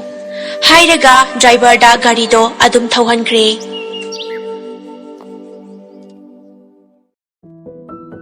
ꯂꯩꯁꯅꯥꯅ ꯑꯣꯐꯤꯁ ꯌꯧꯔꯛꯄ ꯃꯇꯝꯗ ꯁ꯭ꯇꯥꯐ ꯑꯣꯐꯤꯁꯔꯁꯤꯡꯒꯤ ꯃꯤꯇꯤꯡ ꯑꯃ ꯇꯧꯗꯨꯅ ꯂꯩꯔꯝꯃꯤ꯫ ꯂꯩꯁꯅꯥ ꯉꯥꯏꯍꯥꯛ ꯉꯥꯏꯔꯦ꯫ ꯃꯤꯇꯤꯡꯗꯨ ꯂꯣꯏꯔꯗꯨꯅ ꯑꯣꯐꯤꯁꯔ ꯄꯨꯝꯕ ꯃꯊꯪ ꯊꯣꯔꯛꯄ ꯎꯏ꯫ ꯇꯟꯖꯥ ꯑꯁꯤ ꯂꯧꯗꯨꯅ ꯂꯩꯁꯅꯥ IG ꯎꯅꯅꯕ ꯆꯪꯁꯤꯜꯂꯤ꯫ ꯂꯩꯁꯅꯥꯅ "may I come in sir?"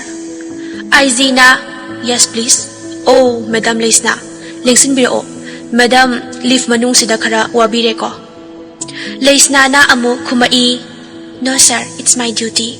ꯍꯥꯏꯔꯗꯨꯅ ꯀꯦꯁꯇꯨꯒꯤ ꯐꯥꯏꯜꯗꯨ IGꯗ ꯁꯕꯃꯤꯠ ꯇꯧꯔꯝꯃꯤ꯫ ꯂꯩꯁꯅꯥꯅ "ꯁꯔ, ꯁꯤꯒꯤ ꯃꯆꯤꯟ ꯃꯅꯥꯎ ꯇ꯭ꯋꯤꯟꯁꯤꯒꯤ ꯃꯌꯥꯝꯕꯒꯤ ꯗꯦꯠ ꯁꯥꯔꯇꯤꯐꯤꯀꯦꯠ ꯇꯥꯟꯅꯕꯗ ꯑꯗꯣ ꯂꯥꯏꯕꯛ ꯐꯕꯗꯒꯤ ꯑꯩꯒꯤ ꯀ꯭ꯂꯥꯁꯃꯦꯠ ꯑꯃ ꯑꯣꯏꯔꯝꯗꯨꯅ ꯁꯥꯔꯇꯤꯐꯤꯀꯦꯠꯁꯤ ꯁꯠ ꯂꯥꯎꯅ ꯈꯨꯠꯁꯤꯟꯅꯕꯤꯔꯛꯂꯦ꯫ ꯅꯠꯇ꯭ꯔꯕꯗꯤ ꯀꯦꯁꯁꯤ ꯑꯦꯟꯀ꯭ꯋꯥꯏꯔꯤꯗ ꯆꯍꯤ ꯀꯌꯥ ꯂꯩꯒꯅꯤ." IGꯅ ꯃꯈꯥ ꯇꯥꯔꯛꯏ, "I appreciate you, ꯃꯦꯗꯥꯝ ꯂꯩꯁꯅꯥ. ꯑꯩꯅ ꯃꯦꯗꯥꯝꯕꯨ ꯊꯥꯖꯕꯒꯤ ꯀꯦꯁꯁꯤ ꯃꯦꯗꯥꯝꯗ ꯁꯤꯟꯅꯖꯕꯅꯤ."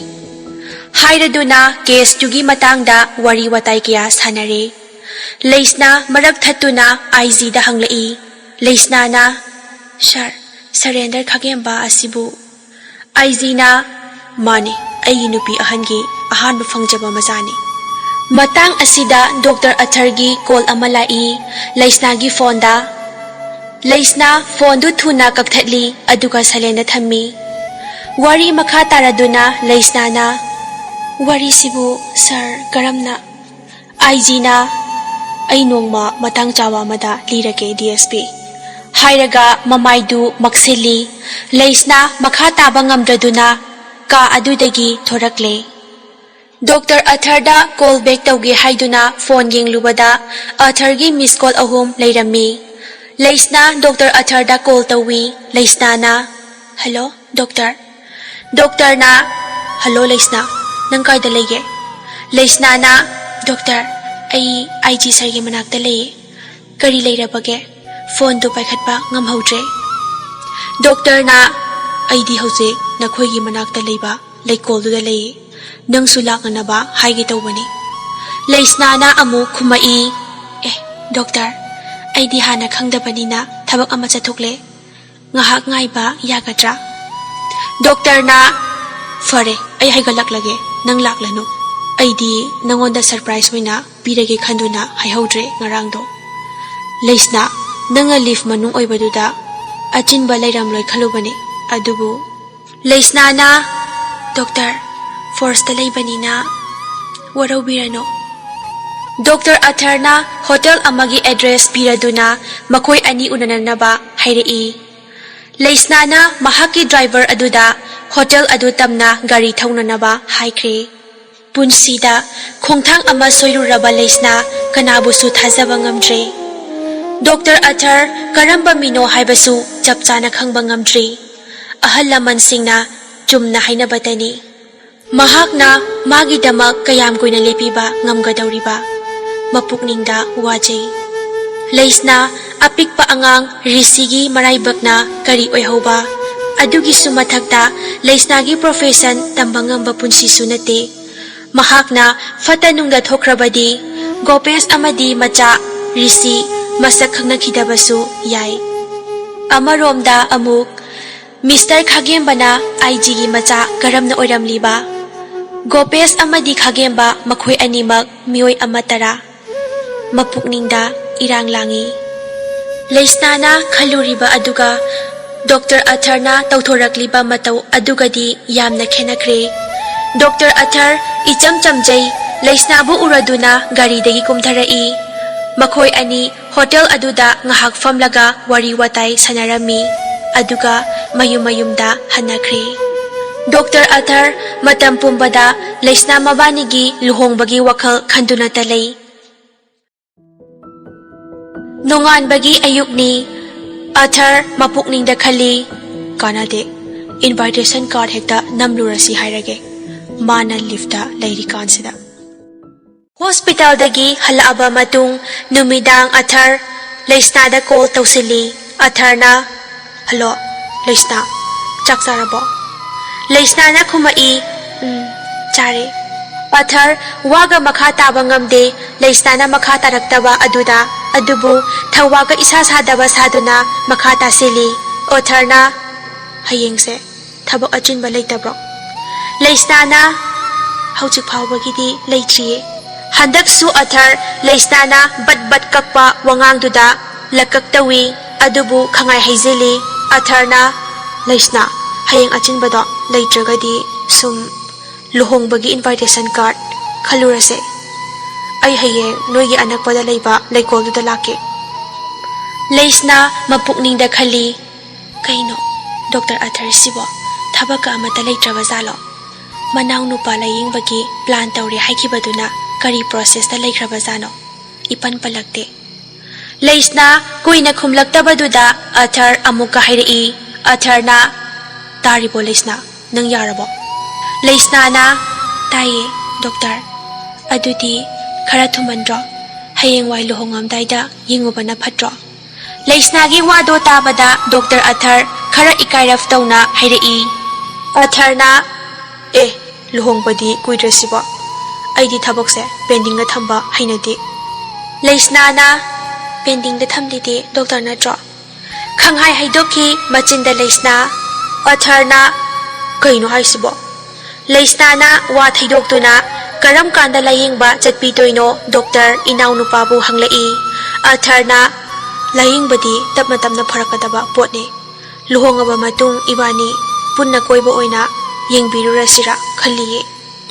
ꯋꯥꯍꯩ ꯑꯗꯨ ꯇꯥꯕꯗ ꯂꯩꯁꯅꯥ ꯁꯥꯎꯅꯤꯡꯕꯅ ꯂꯣꯏꯔꯦ, ꯑꯗꯨꯕꯨ ꯀꯟꯅ ꯇꯛꯁꯤꯟꯕꯁꯨ ꯉꯝꯗꯦ꯫ ꯂꯩꯁꯅꯥꯅ ꯈꯨꯝꯃꯛꯏ, "ꯗꯣꯛꯇꯔ, ꯑꯩ ꯍꯌꯦꯡꯗꯣ ꯄꯥꯎ ꯐꯥꯎꯔꯛꯑꯒꯦ, ꯑꯆꯤꯟꯕ ꯂꯩꯇ꯭ꯔꯒꯗꯤ" ꯍꯥꯏꯗꯨꯅ ꯐꯣꯟꯗꯨ ꯊꯝꯃꯤ꯫ ꯁꯣꯝꯗꯅ ꯃꯃꯥ ꯊꯔꯣ ꯃꯆꯥꯅꯨꯄꯤꯒꯤ ꯃꯄꯣꯠ ꯃꯆꯩ ꯂꯥꯡꯁꯤꯟꯕꯤꯔꯤ ꯂꯨꯍꯣꯡꯕꯒꯤ꯫ ꯇꯥꯇꯣꯟꯅ ꯍꯪꯉꯛꯏ, "ꯃꯃꯥ, ꯅꯪꯅ ꯄꯨꯡꯂꯥꯡꯗ ꯂꯥꯡꯉꯤ, ꯅꯆꯥꯅꯨꯄꯤꯅꯗꯤ ꯀꯌꯥ ꯌꯥꯅꯤꯡꯗꯕ ꯃꯥꯜꯂꯤꯅꯦ?" ꯊꯔꯣꯅ ꯈꯨꯝꯃꯛꯏ, "ꯑꯣ, ꯏꯀꯥꯏꯗꯅ ꯇꯧꯖꯔꯤꯅꯦ ꯃꯣꯏ ꯄꯥꯕ꯫ ꯏꯆꯥꯒꯤꯕꯨ ꯑꯩꯈꯣꯏꯅ ꯍꯣꯠꯅꯕꯤꯗ꯭ꯔꯕꯗꯤ ꯀꯅꯥꯅ ꯍꯣꯠꯅꯕꯤꯗꯣꯏꯅꯣ?"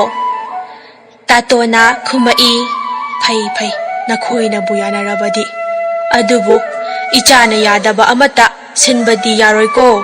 ꯊꯔꯣꯅ "ꯑꯣ, ꯌꯥꯕꯅꯦ, ꯃꯥꯅ ꯊꯕꯛ ꯆꯤꯟꯕꯒꯤ ꯌꯥꯅꯤꯡꯗꯕ ꯃꯥꯟꯕꯒꯤ ꯋꯥꯅꯦ." ꯏꯃꯨꯡꯗꯅ ꯂꯩꯁꯅꯥ ꯃꯆꯥꯔꯤꯁꯤꯒꯤ ꯆꯥꯅꯅꯕ ꯁꯤꯟꯕꯤꯔꯤ ꯀꯤꯆꯟꯗ꯫ ꯇꯟꯖꯥ ꯑꯗꯨꯗ ꯔꯦꯁꯃꯥ ꯀꯣꯜ ꯇꯧꯔꯛꯏ ꯂꯩꯁꯅꯥꯗ ꯌꯥꯝꯅ ꯍꯔꯥꯎꯅ꯫ ꯔꯦꯁꯃꯥꯅ "ꯂꯩꯁꯅꯥ, ꯑꯩ ꯊꯣꯛꯂꯛꯀꯗꯧꯔꯦ ꯃꯅꯤꯄꯨꯔꯗ." ꯂꯩꯁꯅꯥꯅ ꯈꯨꯝꯃꯤ, "ꯍꯩꯃꯥ, ꯌꯥꯝꯅ ꯅꯨꯡꯉꯥꯏꯕ ꯄꯥꯎꯅꯦ ꯏꯆꯦ." ꯔꯦꯁꯃꯥꯅ "ꯃꯅꯤꯄꯨꯔꯗ ꯊꯣꯛꯂꯛꯇꯕ ꯌꯥꯝꯅ ꯀꯨꯏꯔꯦ, ꯍꯟꯗꯛꯀꯤ ꯇꯟꯖꯥꯁꯤꯗ ꯑꯩꯁꯨ ꯌꯥꯍꯧꯒꯦ ꯇꯧꯕꯅꯦ." ꯔꯦꯁꯃꯥ ꯃꯈꯥ ꯇꯥꯔꯛꯏ, "ꯑꯩꯒꯤ ꯍꯁꯕꯦꯟꯒꯤ ꯌꯥꯝꯅ ꯂꯨꯅ ꯇꯤꯟꯅꯕ ꯃꯔꯨꯞ ꯗꯣꯛꯇꯔ ꯑꯃꯒꯤ ꯂꯨꯍꯣꯡꯕ ꯌꯥꯎꯕꯅꯦ ꯂꯥꯛꯇꯣꯏꯁꯦ." ꯂꯩꯁꯅꯥꯅ "ꯂꯨꯍꯣꯡꯕ ꯏꯆꯦ?" ꯔꯦꯁꯃꯥꯅ "ꯍꯣꯏ, ꯑꯩꯁꯨ ꯅꯪꯕꯨ ꯌꯥꯝꯅ ꯎꯅꯅꯤꯡꯕ ꯀꯨꯏꯔꯕꯅꯦ꯫ ꯑꯉꯥꯡꯒꯤ ꯄ꯭ꯔꯣꯕ꯭ꯂꯦꯝꯗꯣ ꯑꯩ ꯂꯥꯛꯂꯒ ꯁꯣꯏꯗꯅ ꯁꯣꯜꯚ ꯇꯧꯒꯅꯤ꯫ ꯅꯪ ꯀꯩꯝꯇ ꯋꯥꯒꯅꯣ, ꯏꯆꯦ ꯂꯩꯔꯤꯁꯤꯗꯤ." ꯅꯨꯄꯥ ꯑꯣꯏꯕꯅ ꯅꯨꯄꯤꯕꯨ ꯄꯥꯡꯒꯜ ꯁꯣꯟꯕꯤꯅꯤ, ꯀꯔꯤꯁꯨ ꯇꯧꯕ ꯉꯝꯂꯣꯏ ꯍꯥꯏꯗꯨꯅ ꯍꯦꯛ ꯃꯤꯔꯥꯏꯕꯤꯕꯁꯦ ꯍꯟꯗꯛꯅ ꯑꯍꯥꯟꯕ ꯅꯠꯇꯦ꯫ ꯑꯩ ꯌꯥꯝꯅ ꯁꯥꯎꯅꯤꯡꯉꯦ꯫ ꯂꯩꯁꯅꯥ, ꯍꯧꯖꯤꯛ ꯐꯥꯎꯕ ꯅꯪꯕꯨ ꯃꯥꯅ ꯀꯔꯤꯁꯨ ꯊꯤꯔꯛꯇ꯭ꯔꯤꯕ꯭ꯔꯣ? ꯄꯤꯛꯂꯤꯕ ꯑꯉꯥꯡꯗꯨꯒ ꯅꯪ ꯌꯥꯝ ꯋꯥꯔꯝꯂꯅꯤꯕꯣ." ꯔꯦꯁꯃꯥ ꯃꯈꯥ ꯁꯨꯝ ꯇꯥꯔꯛꯏ꯫ ꯃꯔꯛ ꯊꯠꯂꯗꯨꯅ ꯂꯩꯁꯅꯥꯅ ꯈꯨꯝꯃꯛꯏ, "ꯇꯣꯛꯂꯁꯤꯁꯦ ꯏꯆꯦ, ꯃꯁꯤꯒꯤ ꯋꯥꯔꯤꯁꯦ ꯑꯩꯒꯤ ꯂꯥꯏꯕꯛꯇ ꯇꯝꯂꯝꯕꯅꯅꯦ ꯄꯨꯝꯅꯃꯛ꯫ ꯂꯨꯍꯣꯡꯕ ꯌꯥꯎꯕ ꯂꯥꯛꯀꯅꯤ ꯍꯥꯏꯔꯤꯗꯣ ꯀꯔꯤ ꯂꯝꯗꯅꯣ ꯏꯆꯦ?" ꯔꯦꯁꯃꯥꯅ ꯈꯨꯝꯃꯛꯏ, "ꯎꯔꯤꯄꯣꯛꯇꯅꯦ, ꯗꯣꯛꯇꯔ ꯑꯊꯔ ꯀꯧꯋꯦ, ꯃꯥꯒꯤ ꯂꯨꯍꯣꯡꯕꯒꯤꯅꯦ ꯂꯥꯛꯇꯣꯏꯁꯦ." ꯂꯩꯁꯅꯥ ꯗꯣꯛꯇꯔ ꯑꯊꯔꯒ ꯂꯨꯍꯣꯡꯒꯗꯧꯔꯤꯕ ꯅꯨꯄꯤꯗꯣ ꯃꯍꯥꯛꯅꯤ ꯍꯥꯏꯕꯗꯨ ꯔꯦꯁꯃꯥꯗ ꯍꯥꯏꯗꯣꯛꯈꯤꯗ꯭ꯔꯦ꯫ ꯃꯍꯥꯛꯅ ꯔꯦꯁꯃꯥꯗ "ꯐꯔꯦ, ꯑꯗꯨꯗꯤ ꯊꯣꯛꯂꯛꯄ ꯀꯥꯟꯗ ꯑꯩꯈꯣꯏꯔꯣꯝꯗ ꯇꯟꯖꯥ ꯐꯪꯂꯕꯗꯤ ꯀꯣꯏꯊꯣꯔꯛꯑꯣ" ꯍꯥꯏꯔꯒ ꯐꯣꯟꯗꯨ ꯊꯝꯈ꯭ꯔꯦ꯫ ꯂꯩꯁꯅꯥ ꯃꯆꯥꯅꯨꯄꯥ ꯔꯤꯁꯤꯕꯨ ꯂꯥꯏꯔꯤꯛ ꯀꯟꯅ ꯇꯥꯛꯄꯤꯔꯤ꯫ ꯃꯆꯥꯕꯨ ꯑꯐꯥꯎꯕ ꯃꯤꯑꯣꯏ ꯑꯃꯗꯤ ꯑꯣꯏꯍꯟꯅꯤꯡꯉꯤ, ꯑꯗꯨꯕꯨ ꯃꯆꯥꯕꯨ ꯀꯨꯞꯅ ꯌꯦꯡꯁꯤꯟꯗꯨꯅ ꯂꯩꯕꯗꯤ ꯉꯝꯗꯦ꯫ Matangduda mama Tharosu chak ising loire haiduna chananaba kauba changlai. Tharona ibema chak ising chathoknaba tawrasira. Isudi lairikna kayam hairaba. Risina amuk khumai. Papa tusise ngasai nungthin aina yiingi phajabra. Tharona kana no sibo isu thoiba. Risina nupa amaga nupi amaga khut samnaduna nakal amada leiba aduga apikpa angang amana nakal amada leiraga makhoibu yengba picture ama mabokta ulai. Ayekpa lai adu ubada Leisna amadi Tharo yengnaraga tumina lei. Leisna na marak thatuna Risi ichadi maram mokpani chakatho urasira lao. Numidangi chak ising chaba loireduna Leisna su Risi sumbiru raba matung mama mapagi manakta laktuna Leisna na hairi. Ima aigi shuti matamsu loisilai. Ado handakti thabaksu khara chingadaba mali. Risi bu quarterda thambase khudong chagadaba mandi. Tatona marak thatuna khumai. Ishu gibu aikhoi leirisidi sida sum leijarasanu. Tharona ibema angang sigi maramda langla langjel amata phangjabaro. Leisnana aisu kana honabani ima hojikidi mari makhung amata khangji. Tharona machagi waduda khumai. Aduda nine luribase nangna luhongkhraba matungdana angangsina kamdau hauba. Leisnana imana luhongbada hairisibu kaigino aibu kayamu yamna yumsida lehaningdrabage. Tatona machabu themladuna hairi. Ibema namana hairibase sauganu mayamgi mityeng haiba amasu lei. Ishu thoibabu nungsidaba nattene. Tharona adubo haiba moi paba angangse nungsi haiduna migi mayumduda puduna chatpadi yaroi haiba luhongbadi hayengda ngairabani. Leisnana pharema angangsigidamakta karisu abirurano ai mabu boardingda thamgrage. Tatona khumai. Ihe ibema asuk pikhraba angang asibu matau karamna boardingda thamgadawribano. Tharona kanade moi paba magi hanagi homduda thambana pharani. Leisna wari adu tabada sauraduna kaisu khumlamdabida magi kada changkhre. Machagi mataudo ubada tatona Tharobu chairi. Tharo su sauraduna machuk pairaga onthokna suminungsi chawkhreda ko. Numitugi thangnaba ayukni. Leisna yahongana hauduna mapot machai loisili. Quarterda macha Risibusu purage khaladuna sem sari. Madu ubada mapata tona. Ibema nangbu haujikmak chatlage hairiro. Leisnana khumi. Hoi baba aigi sutisu loirabanina ngasi chatlage. Risibusu pubikrage. Tharona angangdo thambiramo nangbu nungairoine. Leisnana yani ma aina magi lainaba sem sarabane. Aigi imanabigi boarding school amada mahakbu thambirage haina ngangnarabane. Leisna mama mapa bu khurumduna macha Risibu puduna thokre.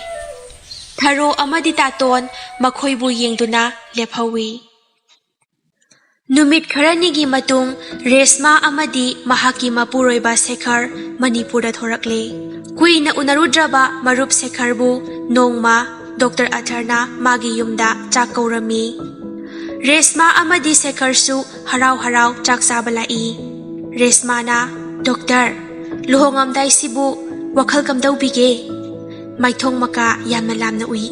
Sekharna wa pangsiladuna aigi marupse maraibak phaba haibadunine. Kadaidagi wakhal nungaroidawrino amadusu DSP ni haibana tro bai. Athar khara ikairaf tauna hoi mane bai. Resmana amuk hanglai luhongbana karam kana taraba Doctor. Atharna lakadawriba Fairengi mangani panba sida oina lepnare. Resmana mamingbu kari kauge kari lamdagino yamna khangninge.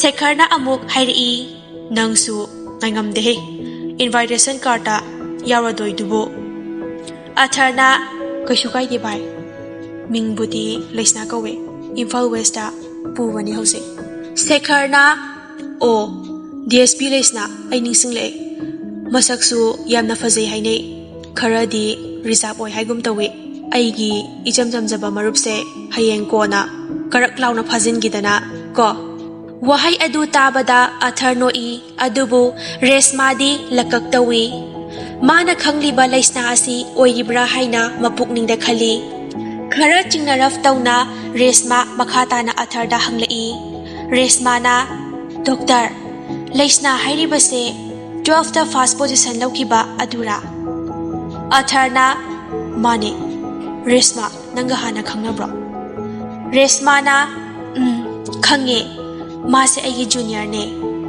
ꯁꯦꯈꯔꯅ ꯐꯔꯦꯅꯦ ꯑꯗꯨꯗꯤ ꯑꯩꯈꯣꯏ ꯂꯣꯏꯅ ꯍꯥꯟꯅ ꯈꯪꯅꯔꯕ ꯉꯥꯛꯇ ꯑꯣꯏꯔꯝꯃꯦꯅꯦ ꯔꯦꯁꯃꯥ ꯃꯌꯨꯝꯗ ꯍꯜꯂꯛꯑꯕ ꯃꯇꯨꯡ waiting ꯔꯨꯝꯗ ꯆꯪꯗꯨꯅ ꯐꯦꯟ ꯊꯥꯒꯠꯂꯤ ꯇꯞꯅ ꯐꯝꯊꯩ ꯁꯣꯐꯥꯗꯨꯗ ꯑꯗꯨꯒ ꯃꯄꯨꯛꯅꯤꯡꯗ ꯈꯜꯂꯤ ꯗꯣꯛꯇꯔ ꯑꯊꯔꯁꯤꯕꯨ ꯂꯩꯁꯅꯥꯒꯤ ꯃꯔꯝꯗ ꯀꯔꯤꯃꯠꯇ ꯈꯪꯗ꯭ꯔꯕ ꯖꯥꯠꯂꯥ ꯑꯗꯨꯒ ꯈꯪꯅ ꯈꯪꯅꯕꯨ ꯇꯧꯔꯤꯕ ꯖꯥꯠꯂꯥ ꯀꯔꯤꯒꯨꯝꯕ ꯃꯤꯅꯝꯗꯨꯅ ꯁꯤꯟꯕ ꯂꯨꯍꯣꯡꯕ ꯑꯣꯏꯔꯝꯂꯕꯗꯤ ꯗꯣꯛꯇꯔꯒꯤ ꯄꯨꯟꯁꯤꯗ ꯅꯤꯡꯉꯝꯗꯕ ꯑꯃꯗꯤ ꯂꯩꯍꯧꯔꯒꯅꯤ ꯂꯩꯁꯅꯥꯒꯤ ꯑꯁꯦꯡꯕ ꯋꯥꯔꯤꯁꯦ ꯑꯩꯅ ꯍꯥꯏꯗꯣꯛꯂꯨꯔꯒꯅ ꯅꯠꯇꯦ ꯃꯁꯤ ꯑꯣꯏꯊꯣꯛꯄ ꯌꯥꯔꯣꯏ ꯁꯦꯈꯔ ꯔꯦꯁꯃꯥꯕꯨ ꯎꯗꯕ ꯑꯗꯨꯗ ꯀꯣꯏꯊꯤ ꯊꯤꯔꯛꯏ ꯔꯦꯁꯃꯥ ꯃꯪꯗꯨꯅ ꯋꯦꯇꯤꯡ ꯔꯨꯝꯗ ꯐꯝꯗꯨꯅ ꯂꯩꯕꯗꯨ ꯎꯔꯦ ꯁꯦꯈꯔꯅ ꯀꯩꯗꯧꯔꯦ ꯍꯥꯏꯅ ꯍꯪꯂꯛꯏ ꯔꯦꯁꯃꯥꯅ ꯇꯥꯃꯣ ꯉꯁꯥꯏꯒꯤ DSP ꯂꯩꯁꯅꯥꯗꯣ ꯃꯥꯒꯤ ꯋꯥꯔꯤ ꯑꯃ ꯂꯩꯕꯅꯦ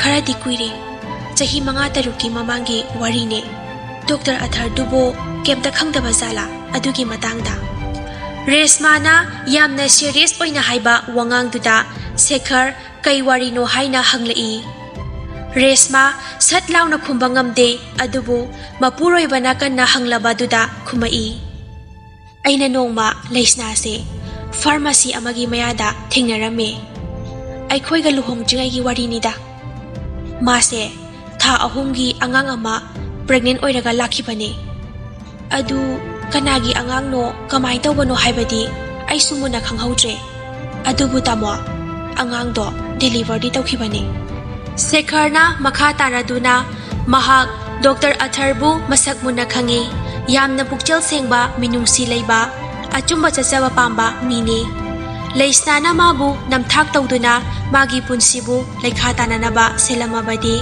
ꯃꯔꯨꯞꯀꯤ ꯃꯇꯦꯡ ꯁꯣꯏꯗꯅ ꯄꯥꯡꯒꯅꯤ ꯂꯩꯁꯅꯥꯒꯤ ꯑꯔꯣꯟꯕ ꯋꯥꯔꯤ ꯑꯊꯔꯗ ꯍꯥꯏꯒꯅꯤ ꯍꯥꯏꯗꯨꯅ ꯁꯥꯎꯈꯤ ꯔꯦꯁꯃꯥꯅ ꯂꯨꯍꯣꯡꯕ ꯀꯥꯏꯅꯕ ꯁꯤꯟꯕ ꯇꯥꯔꯅꯤ ꯃꯔꯨꯞꯀꯤ ꯂꯨꯍꯣꯡꯕ ꯌꯥꯎꯕ ꯂꯥꯛꯄꯅꯤ ꯍꯥꯏꯗꯨꯅ ꯊꯦꯝꯂꯕꯁꯨ ꯁꯦꯈꯔꯗꯤ ꯑꯗꯨꯃꯛ ꯌꯥꯈꯤꯗ꯭ꯔꯦ ꯂꯩꯁꯅꯥꯕꯨ ꯃꯣꯔꯦꯜ ꯌꯥꯎꯗꯕꯤ ꯅꯨꯄꯤꯅꯤ ꯍꯥꯏꯗꯨꯅ ꯆꯩꯔꯤ ꯑꯗꯨꯒ ꯑꯊꯔꯗ ꯀꯣꯜ ꯇꯧꯁꯤꯜꯂꯤ ꯁꯦꯈꯔꯅ ꯍꯜꯂꯣ ꯕꯥꯏ ꯑꯊꯔ ꯑꯩ ꯅꯪꯒ ꯑꯔꯨꯕ ꯋꯥꯔꯤ ꯑꯃ ꯁꯥꯟꯅꯅꯤꯡꯉꯦ ꯑꯊꯔꯅ ꯌꯥꯏꯌꯦ ꯕꯥꯏ ꯀꯩ ꯃꯇꯥꯡꯒꯤꯅꯣ ꯍꯥꯏꯔꯛꯑꯣ ꯁꯦꯈꯔꯅ ꯐꯣꯟꯒꯤ ꯋꯥꯔꯤ ꯅꯠꯇꯦ ꯅꯪ ꯁꯪꯒꯗꯕ ꯃꯇꯝ ꯑꯃ ꯍꯥꯏꯔꯛꯑꯣ ꯑꯊꯔ ꯑꯃꯗꯤ ꯁꯦꯈꯔ ꯎꯅꯅꯕꯒꯤꯗꯃꯛ ꯁꯦꯝ ꯁꯥꯅꯅꯕ ꯍꯥꯏꯅꯈ꯭ꯔꯦ ꯁꯣꯝꯗꯅ ꯂꯩꯁꯅꯥ ꯀ꯭ꯋꯥꯇꯔꯗ ꯄꯣꯁꯠꯃꯦꯟ ꯑꯃ ꯂꯥꯛꯏ ꯑꯗꯨꯒ ꯀꯣꯟꯐꯤꯗꯦꯟꯁꯤꯌꯦꯜ ꯑꯣꯏꯕ ꯂꯦꯇꯔ ꯑꯃ ꯄꯤꯔꯝꯃꯤ ꯂꯩꯁꯅꯥꯅ ꯁꯥꯏꯟ ꯇꯧꯔꯒ ꯄꯣꯁꯠꯃꯦꯟꯗꯒꯤ ꯂꯦꯇꯔꯗꯨ ꯂꯧꯔꯦ ꯑꯗꯨꯒ ꯍꯥꯡꯗꯣꯛꯇꯨꯅ ꯄꯥꯏ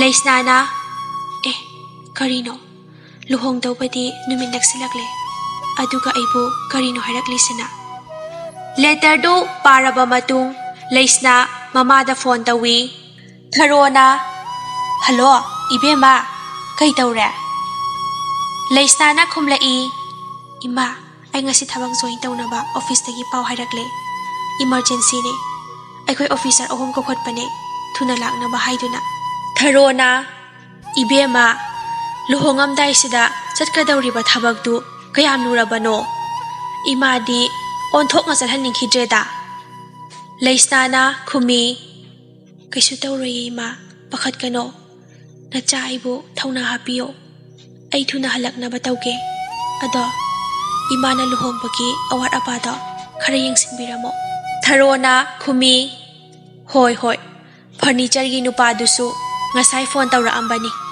ꯉꯁꯤ ꯍꯌꯦꯡꯁꯤꯗ ꯌꯨꯝꯗ ꯌꯧꯔꯛꯂꯅꯤ ꯍꯥꯏ ꯏꯃꯥꯅ ꯏꯆꯥꯒꯤ ꯀꯔꯤꯁꯨ ꯋꯥꯠꯍꯜꯂꯣꯏꯗ ꯏꯆꯥꯒꯤ ꯊꯕꯛꯇꯣ ꯃꯥꯏ ꯄꯥꯛꯄ ꯑꯣꯏꯌꯨ ꯐꯣꯟ ꯋꯥꯔꯤ ꯇꯧꯔꯤꯉꯩ ꯁ꯭ꯀꯣꯠꯀ ꯂꯣꯏꯅꯕ ꯒꯥꯔꯤ ꯑꯃ ꯒꯦꯠꯂꯣꯝꯗ ꯆꯪꯁꯤꯜꯂꯛꯏ ꯗ꯭ꯔꯥꯏꯚꯔꯅ ꯀꯨꯝꯊꯔꯛꯇꯨꯅ ꯂꯩꯁꯅꯥꯗ ꯒꯨꯗ ꯃꯣꯔꯅꯤꯡ ꯃꯦꯗꯥꯝ ꯒꯥꯔꯤ ꯂꯩꯖꯔꯦ ꯂꯩꯁꯅꯥ ꯐꯣꯟꯗꯨ ꯊꯝꯃꯤ ꯑꯗꯨꯒ ꯗ꯭ꯔꯥꯏꯚꯔꯗꯨꯗ ꯆꯠꯅꯕ ꯇꯧꯁꯤ ꯍꯥꯏꯔꯗꯨꯅ ꯂꯩꯁꯅꯥ ꯒꯥꯔꯤ ꯇꯣꯡꯂꯒ ꯆꯠꯈ꯭ꯔꯦ ꯂꯩꯁꯅꯥ ꯃꯄꯨꯛꯅꯤꯡꯗꯨ ꯈꯪꯁꯣꯟ ꯁꯣꯟꯊꯔꯛꯏ ꯂꯩꯁꯅꯥ ꯋꯥꯈꯜꯗ ꯈꯜꯂꯤ ꯒꯣꯄꯦꯁ ꯑꯩ ꯂꯨꯍꯣꯡꯒꯗꯧꯔꯦ ꯅꯪꯒꯤ ꯌꯨꯝꯃꯛꯇꯗ ꯅꯪꯒꯤ ꯅꯇꯩꯃ ꯑꯣꯏꯅ ꯑꯩ ꯂꯥꯛꯀꯗꯧꯔꯦ ꯑꯩꯅ ꯄꯥꯝꯕꯗꯤ ꯅꯪꯅ ꯋꯥꯈꯜ ꯇꯥꯔꯛꯇꯨꯅ ꯏꯃꯥ ꯏꯆꯥꯕꯨ ꯄꯨꯂꯞ ꯂꯧꯁꯤꯟꯕꯤꯕꯗꯨꯅꯤ ꯐꯔꯦ ꯉꯁꯤ ꯑꯩꯅ ꯆꯠꯂꯤꯕ ꯊꯕꯛꯁꯦ ꯃꯥꯏ ꯄꯥꯛꯄ ꯑꯣꯏꯖꯒꯦꯀꯣ ꯍꯥꯏꯗꯨꯅ ꯂꯩꯁꯅꯥ ꯒꯣꯄꯦꯁꯄꯨ ꯅꯨꯡꯁꯤꯕꯒꯤ ꯄꯤꯔꯥꯡ ꯑꯃ ꯁꯤꯟꯊꯔꯛꯏ ꯂꯩꯁꯅꯥ ꯊꯕꯛ ꯃꯐꯝ ꯌꯧꯕꯒ ꯒꯥꯔꯤ ꯑꯃ ꯁꯤꯟꯗꯣꯛꯑꯦ ꯕꯨꯂꯦꯠ ꯄ꯭ꯔꯨꯐꯀꯤ ꯒꯥꯔꯤ ꯑꯣꯏꯅ ꯃꯈꯣꯏ ꯄꯨꯟꯅ 35ꯅꯤ ꯗ꯭ꯔꯥꯏꯚꯔ ꯊꯥꯔꯒ ꯑꯣꯐꯤꯁꯔ 4ꯒ ꯄꯨꯟꯅ 38 ꯀꯣꯃꯤꯡ ꯑꯣꯄꯔꯦꯁꯟꯒꯤꯗꯃꯛ ꯆꯪꯁꯤꯟꯅꯅꯕ ꯁꯦꯝ ꯁꯥꯕ ꯂꯣꯏꯔꯦ ꯅꯨꯡꯊꯤꯜꯒꯤ ꯄꯨꯡ 4:30 ꯃꯈꯣꯏ ꯏꯝꯐꯥꯜ ꯊꯥꯗꯣꯛꯈ꯭ꯔꯦ ꯗꯣꯛꯇꯔ ꯁꯦꯈꯔꯒꯤ ꯋꯥꯗꯣ ꯇꯥꯕꯗ ꯗꯣꯛꯇꯔ ꯑꯊꯔ ꯃꯄꯨꯛꯅꯤꯡ ꯏꯔꯥꯡ ꯂꯥꯡꯏ ꯄꯣꯊꯥꯐꯝ ꯈꯪꯗ꯭ꯔꯗꯨꯅ ꯁꯦꯈꯔꯒꯤ ꯌꯨꯝꯗ ꯅꯨꯃꯤꯗꯥꯡ ꯀꯥꯔ ꯊꯧꯗꯣꯛꯇꯨꯅ ꯂꯥꯛꯑꯝꯃꯤ ꯃꯇꯝꯗꯣ ꯔꯦꯁꯃꯥ ꯑꯃꯗꯤ ꯁꯦꯈꯔꯁꯨ ꯀꯟꯅ ꯈꯠꯅꯔꯤ ꯃꯄꯥꯟꯗꯒꯤ ꯑꯊꯔꯅ ꯀꯧꯔꯛꯏ ꯁꯦꯈꯔ ꯁꯦꯈꯔ ꯔꯦꯁꯃꯥꯅ ꯇꯥꯔꯗꯨꯅ ꯑꯁꯨꯛ ꯊꯦꯡꯂꯀꯥꯟꯁꯤꯗ ꯀꯅꯥꯅꯣ ꯇꯥꯃꯣꯕꯨ ꯀꯧꯔꯛꯏꯕꯁꯤꯕꯣ ꯁꯦꯈꯔꯅ ꯇꯨꯃꯤꯟꯅ ꯂꯩꯔꯒ ꯈꯣꯟꯖꯦꯜ ꯑꯗꯨ ꯇꯥꯁꯤꯜꯂꯤ ꯑꯗꯨꯒ ꯍꯥꯏꯔꯛꯏ ꯑꯩꯒꯤ ꯃꯔꯨꯞ ꯑꯊꯔꯅꯤꯅꯦ ꯔꯦꯁꯃꯥꯗ ꯃꯨꯟꯅ ꯌꯦꯡꯉꯤ ꯁꯦꯈꯔꯅ ꯑꯊꯔꯅꯤ ꯀꯧꯔꯛꯏꯕꯁꯤ ꯔꯦꯁꯃꯥ ꯊꯣꯡꯗꯨ ꯍꯥꯡꯗꯣꯛꯏ ꯊꯣꯡꯖꯤꯟꯗ ꯑꯊꯔ ꯂꯦꯞꯄꯗꯣ ꯎꯔꯦ ꯑꯊꯔꯒꯤ ꯁꯛꯇꯝꯗꯣ ꯎꯕꯗ ꯔꯦꯁꯃꯥ ꯉꯛꯈ꯭ꯔꯦ ꯑꯗꯨꯒ ꯀꯧꯏ ꯗꯣꯛꯇꯔ ꯀꯔꯣꯝꯗ ꯆꯠꯄꯤꯔꯨꯕꯅꯣ ꯔꯦꯁꯃꯥꯒꯤ ꯋꯥꯗꯣ ꯈꯨꯝꯗꯅ ꯁꯦꯈꯔ ꯂꯩꯕ꯭ꯔꯥ ꯑꯩ ꯃꯥꯒ ꯋꯥꯔꯤ ꯁꯥꯒꯦ ꯂꯥꯛꯄꯅꯦ ꯑꯊꯔꯒꯤ ꯃꯥꯏꯊꯣꯡꯗꯣ ꯏꯃꯛ ꯃꯛꯁꯤꯜꯂꯤ ꯃꯃꯤꯠ ꯑꯅꯤꯗꯣ ꯏꯉꯥꯡꯉꯥꯡꯂꯗꯨꯅ ꯌꯦꯡꯂꯛꯄꯗꯣ ꯎꯕꯗ ꯁꯦꯈꯔ ꯑꯆꯨꯝꯕ ꯑꯁꯦꯡꯕ ꯂꯩꯁꯅꯥꯒꯤ ꯋꯥꯗꯣ ꯍꯥꯏꯕ ꯉꯝꯗ꯭ꯔꯦ ꯁꯦꯈꯔꯅ ꯕꯥꯏ ꯅꯪ ꯀꯩꯗꯧꯔꯒꯦ ꯑꯊꯔꯅ ꯑꯩ ꯅꯪꯒ ꯋꯥꯔꯤ ꯁꯥꯟꯅꯕ ꯂꯥꯛꯏꯅꯦ ꯅꯪꯅ ꯍꯥꯏꯒꯅꯤ ꯍꯥꯏꯕ ꯑꯔꯨꯕ ꯋꯥꯗꯣ ꯀꯩꯅꯣ ꯍꯥꯏꯔꯣ ꯁꯦꯈꯔ ꯂꯀꯛ ꯇꯧꯔꯒ ꯂꯩ ꯍꯥꯏꯗꯣꯛꯄ ꯉꯝꯗꯦ ꯑꯊꯔꯒꯤ ꯃꯇꯧꯗꯣ ꯎꯕꯗ ꯔꯦꯁꯃꯥꯅ ꯏꯃꯨꯡꯗꯒꯤ ꯀꯧꯔꯛꯏ ꯔꯦꯁꯃꯥꯅ ꯇꯥꯃꯣ ꯁꯣꯝꯗ ꯑꯝꯇ ꯆꯪꯕꯤꯔꯛꯎꯕ ꯁꯦꯈꯔꯅ ꯑꯊꯔꯕꯨ ꯐꯝꯍꯜꯂꯝꯃꯒ ꯃꯅꯨꯡꯗ ꯆꯪꯈꯤ ꯉꯥꯏꯍꯥꯛ ꯂꯩꯔꯕ ꯃꯇꯨꯡ ꯁꯦꯈꯔ ꯊꯣꯛꯂꯛꯇꯨꯅ ꯌꯥꯝꯅ ꯃꯣꯡ ꯍꯥꯗꯕ ꯃꯇꯧꯗ ꯋꯥꯔꯤ ꯁꯥꯕ ꯍꯧꯔꯛꯏ ꯁꯦꯈꯔꯅ ꯕꯥꯏ ꯂꯩꯁꯅꯥꯅ ꯍꯧꯖꯤꯛ ꯌꯣꯛꯏ ꯍꯥꯏꯔꯤꯕ ꯑꯉꯥꯡꯁꯤꯕꯣ ꯃꯥꯒꯤ ꯃꯆꯥꯔꯥ ꯅꯠꯇ꯭ꯔꯒ ꯀꯝꯗꯧꯕꯅꯣ ꯑꯊꯔ ꯋꯥꯍꯩꯗꯣ ꯇꯥꯕꯗ ꯅꯣꯛꯊꯣꯔꯛꯏ ꯑꯗꯨꯒ ꯁꯦꯈꯔꯗ ꯑꯣꯟꯁꯤꯟꯗꯨꯅ ꯍꯥꯏꯔꯛꯏ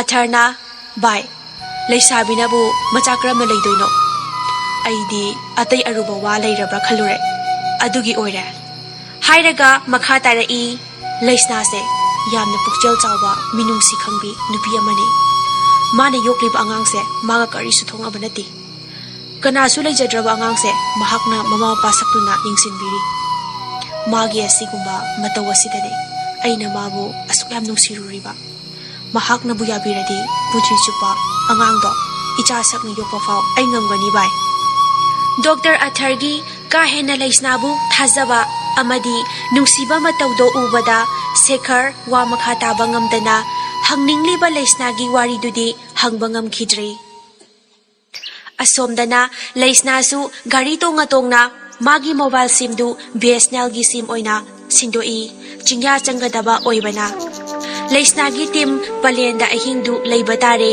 ꯐꯣꯟꯁꯨ ꯆꯤꯡꯌꯥ ꯑꯣꯏꯕꯅ ꯅꯦꯠꯋꯥꯛ ꯑꯃꯠꯇ ꯐꯪꯗ꯭ꯔꯦ ꯃꯌꯨꯝꯗꯁꯨ ꯗꯣꯛꯇꯔ ꯑꯊꯔꯗꯁꯨ ꯄꯥꯎ ꯑꯃꯠꯇ ꯐꯥꯎꯕ ꯉꯝꯗ꯭ꯔꯦ ꯗꯣꯛꯇꯔ ꯑꯊꯔꯅ ꯂꯩꯁꯅꯥꯕꯨ ꯀꯣꯜ ꯇꯧꯏ ꯑꯗꯨꯕꯨ ꯐꯣꯟꯗꯤ ꯐꯪꯗꯦ ꯗꯣꯛꯇꯔ ꯑꯊꯔꯅ ꯋꯥꯈꯜꯗ ꯈꯟꯖꯩ ꯂꯨꯍꯣꯡꯉꯝꯗꯥꯏ ꯅꯨꯄꯤꯅ ꯏꯀꯥꯏꯕ ꯑꯣꯏꯅꯖꯕ ꯍꯥꯏꯕꯗꯨ ꯑꯣꯏꯔ ꯃꯥꯜꯂꯦ ꯍꯥꯏꯔꯗꯨꯅ ꯗꯣꯛꯇꯔ ꯑꯊꯔꯁꯨ ꯐꯣꯟ ꯃꯈꯥ ꯇꯥꯅ ꯇꯧꯔꯨꯗ꯭ꯔꯦ ꯗꯣꯛꯇꯔ ꯑꯊꯔꯗꯤ ꯂꯩꯁꯅꯥꯅ ꯑꯣꯄꯔꯦꯁꯟ ꯑꯃ ꯆꯪꯈꯤꯕꯁꯤꯒꯤ ꯃꯇꯥꯡ ꯅꯣꯂꯦꯖ ꯑꯃꯠꯇ ꯂꯩꯇꯦ ꯂꯩꯁꯅꯥꯅꯁꯨ ꯄꯥꯎ ꯐꯥꯎꯔꯝꯕ ꯅꯪꯈꯤꯗ꯭ꯔꯦ ꯑꯗꯨꯒꯤ ꯃꯍꯥꯛꯅ ꯑꯁꯨꯝꯅ ꯈꯜꯂꯤꯕꯅꯤ ꯂꯩꯁꯅꯥꯒꯤ ꯇꯤꯝꯅ ꯑꯣꯄꯔꯦꯁꯟ ꯑꯗꯨ ꯃꯥꯏ ꯄꯥꯛꯂꯛꯄꯒꯤ ꯐꯣꯇꯣ ꯑꯃꯗꯤ ꯊꯥꯒꯠ ꯋꯥꯍꯩ ꯀꯌꯥ ꯄꯦꯄꯔꯒꯤ ꯐ꯭ꯔꯟꯠ ꯄꯦꯖ ꯔꯥꯏꯠ ꯁꯥꯏꯗꯀꯤ ꯃꯊꯛ ꯊꯪꯕꯗ DSP ꯂꯩꯁꯅꯥꯒꯤ ꯐꯣꯇꯣ ꯌꯥꯎꯕꯗꯨ ꯑꯊꯔꯅ ꯎꯔꯨꯔꯦ ꯉꯍꯥꯛ ꯄꯥꯎ ꯑꯗꯨ ꯄꯥꯔꯨꯔꯕ ꯃꯇꯨꯡꯗ ꯑꯊꯔ ꯉꯛꯅ ꯑꯩꯉꯣꯟꯗꯗꯤ ꯑꯁꯨꯛ ꯂꯨꯕ ꯑꯃ ꯆꯠꯀꯗꯕꯁꯤ ꯀꯩꯁꯨ ꯍꯥꯏꯔꯝꯗꯦꯅꯦ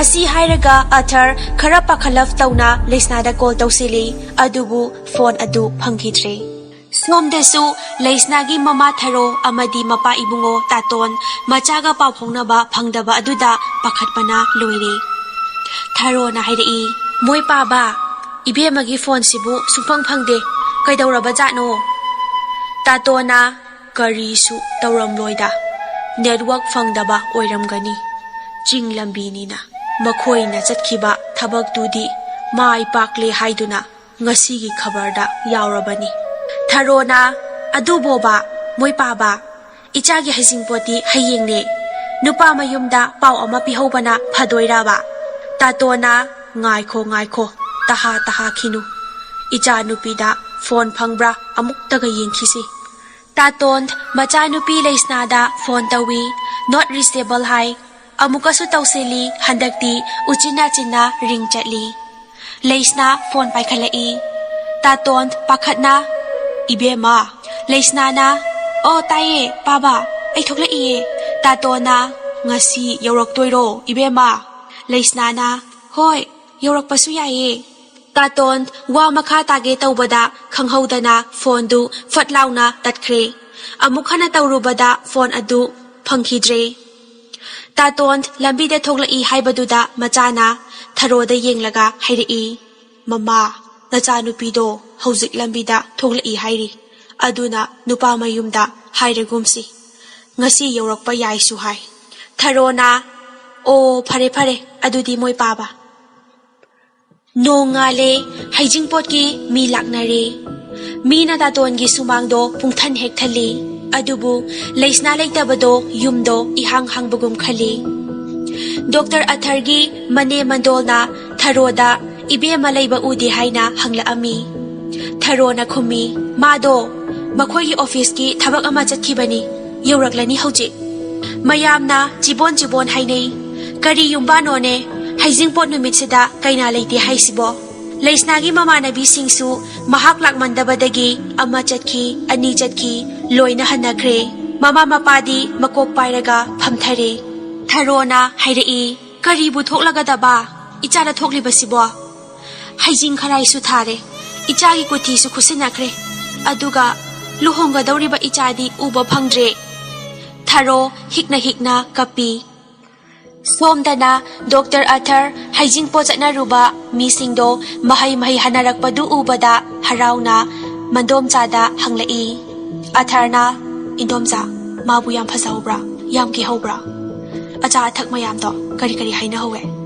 ꯀꯦꯛꯇꯨ ꯍꯥꯎꯋꯤ ꯍꯥꯏꯅꯕ꯭ꯔꯥ ꯃꯃꯥꯟꯅꯕꯤꯁꯤꯡꯅ ꯃꯟꯗꯣꯝꯆꯥꯅ ꯈꯔ ꯀꯔꯦꯝꯅꯅ ꯈꯨꯝꯂꯛꯏ ꯑꯗꯨꯕꯨꯔꯣ ꯅꯨꯄꯥꯅꯗꯤ ꯌꯥꯝ ꯄꯥꯝꯖꯕ ꯃꯥꯜꯂꯤ ꯑꯗꯨꯒ ꯅꯨꯄꯤꯅꯗꯤ ꯀꯔꯤꯝ ꯈꯟꯕꯤꯗꯕ ꯃꯥꯜꯂꯤ ꯍꯥꯏꯅꯍꯧꯋꯦ ꯑꯊꯔ ꯀꯔꯤꯒꯤ ꯃꯟꯗꯣꯝꯆꯥꯅ ꯀꯩꯅꯥꯗꯤ ꯂꯩꯍꯧꯗꯦ ꯑꯣꯐꯤꯁꯀꯤ ꯊꯕꯛ ꯆꯠꯈꯤ ꯍꯥꯏꯕ꯭ꯔꯥ ꯀꯩꯅꯣ ꯑꯊꯔ ꯆꯝꯅ ꯈꯟꯗꯣꯛꯆꯩ ꯇꯉꯥꯏꯐꯗꯕꯒꯤ ꯑꯣꯏꯔꯝꯒꯅꯤ ꯏꯟꯗꯣꯝꯆꯥ ꯃꯟꯗꯣꯝꯆꯥꯅ ꯈꯨꯝꯃꯛꯏ ꯑꯗꯨꯅꯅꯦ ꯅꯪꯅ ꯗꯣꯛꯇꯔ ꯑꯣꯏꯔꯤꯗꯣ ꯏꯌꯥꯗꯤ ꯒ꯭ꯌꯥꯟ ꯇꯥꯈ꯭ꯔ ꯄꯣꯠꯅꯤ ꯃꯤꯕꯨ ꯐꯅꯇ ꯈꯜꯂꯦ ꯐꯔꯦꯁꯦ ꯑꯩꯁꯨ ꯆꯠꯂꯒꯦ ꯍꯣꯔꯦꯟ ꯀꯣꯟꯅ ꯑꯃꯨꯛ ꯂꯥꯛꯂꯒꯦ ꯅꯅꯥꯎ ꯅꯨꯄꯥꯗꯣ ꯐꯖꯅ ꯁꯦꯟꯅꯧ ꯃꯤ ꯅꯨꯡ ꯇꯤꯟꯈꯠꯂꯛꯄꯁꯤꯗ ꯍꯥꯏꯔꯝꯂꯒ ꯊꯣꯛꯈ꯭ꯔꯦ ꯑꯊꯔ ꯃꯅꯥꯎ ꯅꯨꯄꯥꯕꯨ ꯈꯪꯅꯤꯡ ꯅꯤꯡꯁꯤꯡꯂꯛꯇꯨꯅ ꯃꯥꯒꯤ ꯀꯥꯗ ꯆꯪꯂꯛꯄꯗꯗꯤ ꯒꯣꯄꯦꯁ ꯃꯈꯨꯠꯇ ꯀꯔꯤꯅꯣ ꯑꯃ ꯄꯥꯏꯔꯒ ꯁꯨꯔꯨ ꯅꯩꯁꯤꯟꯗꯨꯅ ꯁꯥꯟꯅꯕꯗꯨ ꯎꯔꯨꯔꯦ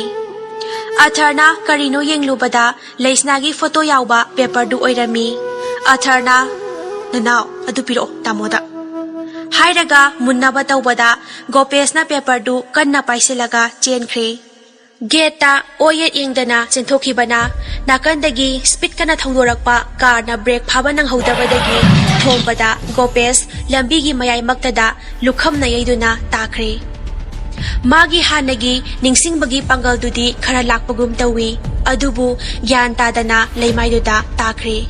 Khudakta Gopesh ki mapa Dr. Athar Shekhar Resma su yauna hospital da pukhatkre. ICU da pung ani operation tawraba matung nakanda police team amasu asokpa taret nipan pukhalai. Makhoidugi manungda police officer ani amasu condition luna ICU da pusinki. Tanjaduda Leisnagi mama mapasu hospital duda laklami paudo phangbadagi. Amusana Athar khoigasu thengnare. Wado mari makhong khangdoknaba hangnaba haiduna tawringai tanjaduda police ki maraktagi Leisnagi mama mapabu khangba constable amana ima khurumjari hairere. Tharona machabu tengthaduna kappa haurai aduga hairai. Ibungo ima diloredana karam taune icha matomtani luhongadabasu hayengda ngairabane. Ichagi maraibaksi onthok thikhreda. Atharna Leisnagi mamabu thembirami aduga SI Priona ima laikhurumse kaishu tawroida haiduna mapabung tatonbusu pukning nemthahali. DSP Hemantana SI Priyobu kauraga madam gi imung oiragadi madam gi purse pocket diary mobile si khusinakho hairaduna sinaki. Madu SI Priona mama Tharoda pibada purse tu leimaida taki. Purse tu Dr. Atharna khungatli. Photo passport ahumna family photo semba photo ama yauramba Atharna ure. Tanjaduda amusanana kaurai pakhatna. Amusanana ibungo nanaw nupa gyan lakle hai ambe thuna jangsi. Asi hairam laga mapa amusanadi thuna yangna Gopesh ki manak tamna changkhre. Macha buche na koladuna kapi. Dr. Athar purse tu Tharoda piramba kauraduna Gopesh na lairiba room du tamna lai.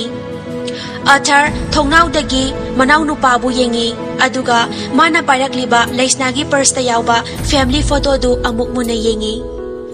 Masibu Gopesh natra aduga angangsina Rishi. Dr. Shekhar na bai kaidawre inaw nupa na ba fari hairaga tumina leptuna lairade lao changse inabu unaruse. Dr. Athar mamitagi mapi sintharai. Shekhar na bai police yamna lei sopon ba yaw basala haina makha amuk tarai. Dr. Shekhar na pharmacy dagi hidak purakpadu 6 star da pisili. Athar na se pocket diary ni numit humni gi aiga luhonga tawba DSP Leisnagi ni. Aidi magi wakhalon pukning amadi winbu thagataba ngamte. Mana luhong jingayda inaw nupabu layeng ba haibado maram leiramle. Hairaga thamoy sokna kapi. Shekhar na diary du Athar dagi lauraga chakwan kano na pai aduga hairai. Aina wari aruba ma sanasi haina nong mahaikibado. Bai sini angang se magi asengwa macha soidana oigani. Resma na Leisnasi angang amagi mama oiki hai leisari ngaida. Aduga makhoiga lepminariba nupasi soidana angang si mapa oigani. Nupasi kanano haibadu thigatuna ahakpa chairak pigadabani. Asi haina Shekhar diary du makha asum patharai. Ihe sidi palelan tharakpada ambush amadi IED plus da thina sokpanina. Aduga makha da iriba handwriting sidi manade. Leisnana soklaga kanana diary sida amuk isiliba. Ngasaidagi makhoigi wari do tariba DSP Hemantana changsilaga aina ijabane makhado loisindana leiba tare haiduna khumlai.